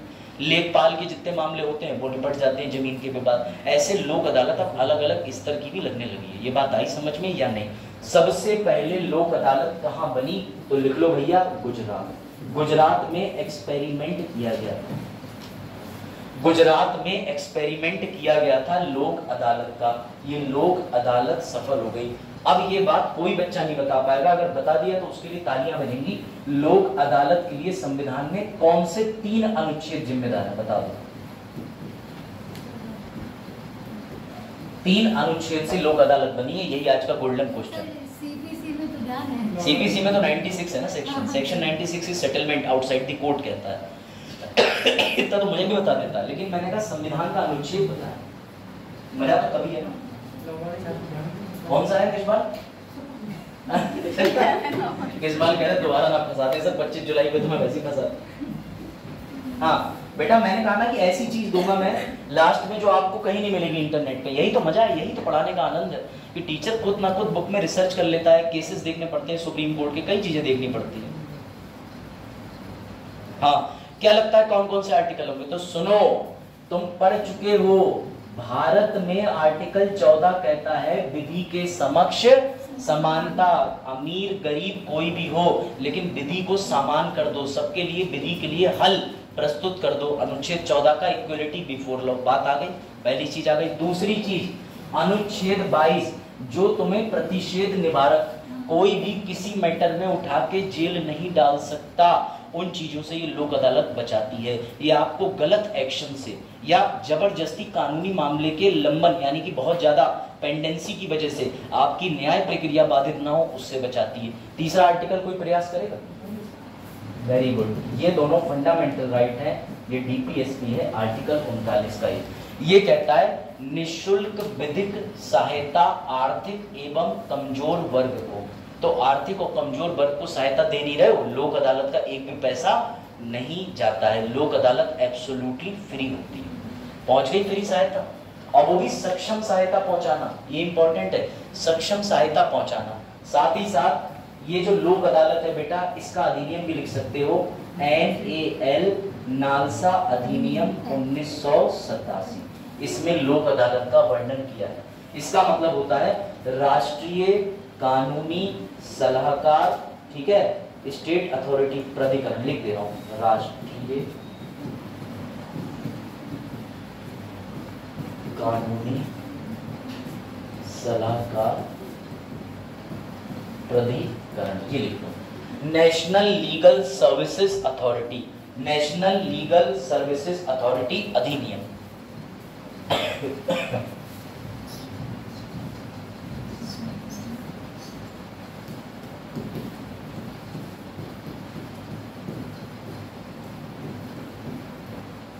ये लिख लो 1987। मैंने कहा ना ये सारी चीजों का कनेक्शन है। कनेक्शन आप समझ रहे हैं? लोक अदालत ऐसी नहीं, गुजरात में इतना मॉडल सफल हुआ कि उसके बाद पूरे भारत में लोक अदालत चल रही है, भीड़ सी आ गई। आज की डेट में हम बोलते हैं ADR रेवोल्यूशन। जैसे आपने पढ़ा 1857 एक क्रांति थी, ऐसी ये भी एक क्रांति है। किस मामले में? न्यायालय के जो मामले पेंडेंसी है उसको कम कर। अब आई बात समझ? उत्तर प्रदेश में 86 में, उत्तर प्रदेश में किसमें? 1996 में, हाँ 1986 उत्तर प्रदेश में 86 में लागू हुआ, उसके तहत ये सालसा, ठीक। और दूसरी बात याद रखिएगा, लोक अदालत जो है इसके बाद ना अपील हो सकती है, ना आप न्यायालय जा सकते कभी नहीं, कहीं नहीं। इसलिए लोक अदालत को, स्टडी को समझें। लोक अदालत का मेन ऑब्जेक्टिव था पेंडेंसी कम करना, कोर्ट में मामले ज्यादा संख्या में ना बढ़ जाए। और इसी बीच में सबसे ज्यादा भूमिका निभाता है मीडिएशन, मध्यस्थता, जो न्यायालय के पास होता है, जिससे पारिवारिक मामले जो है वो बिगड़े ना, सुधर जाए। उस मीडिएशन में और भी लोगों को भेज देते हैं। जैसे आपने वो देखा था बॉम्बे कांड, तो बॉम्बे के अंदर क्या हुआ था, जो 300 पन्नों का निबंध लिखने के लिए दिया था, उससे पहले जज मीडिएशन के लिए भेज सकता था कि जाओ आपस में सेटलमेंट कर लो, क्योंकि इस केस के अंदर क्या है, कंपाउंडेबल हो सकता है।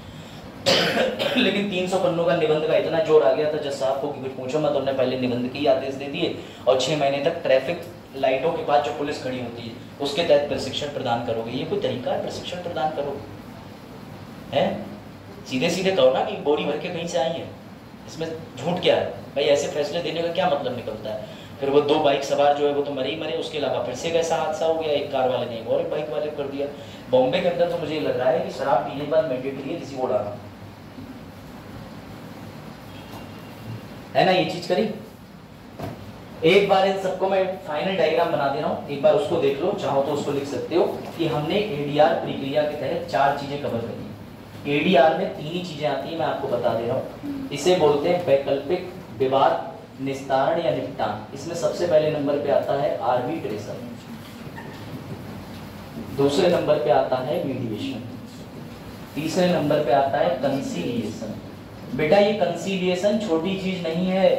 राम मंदिर विवाद में सुप्रीम कोर्ट में जस्टिस जेएस केहर का, चीफ जस्टिस थे, उनका तर्क था कि ये मामला आप प्रयास कीजिए बाहर निपटा लीजिए। उन्हें बड़ा क्रिटिसाइज करा, गलत थोड़ी ना कुछ बोला।